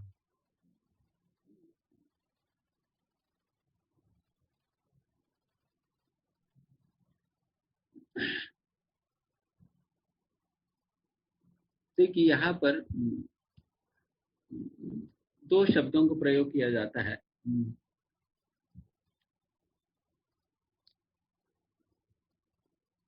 एक तो वैराग्य का और सन्यास का। सन्यास को यहाँ पर कर्म त्याग, कर्म सन्यास से मतलब उस प्रकार से संबोधित किया जा रहा है। यहाँ पर सन्यास का मतलब है कि कार्यों को करना ही छोड़ देना का।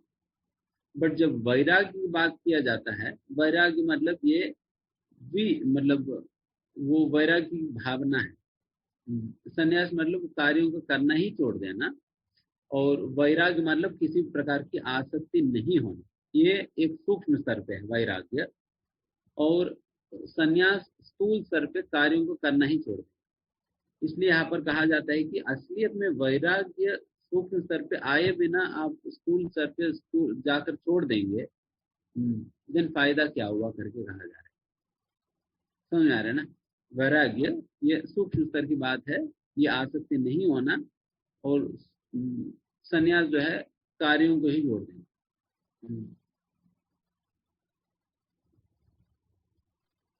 इसलिए वैराग्य प्री रिक्विसाइट है सन्यास लेने का। और किसी का फाइनल? हरे कृष्णा प्रभु जी। यस शशांक, हरे कृष्णा। प्रभु जी, आप मुझे थोड़ा पुंडलिक के बारे में बता सकते हैं क्या प्रभु जी? पुंडलिक कौन थे, उनके बारे में? महाराष्ट्र वाले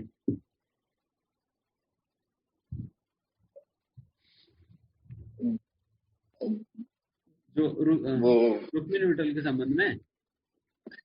जी प्रभु जी।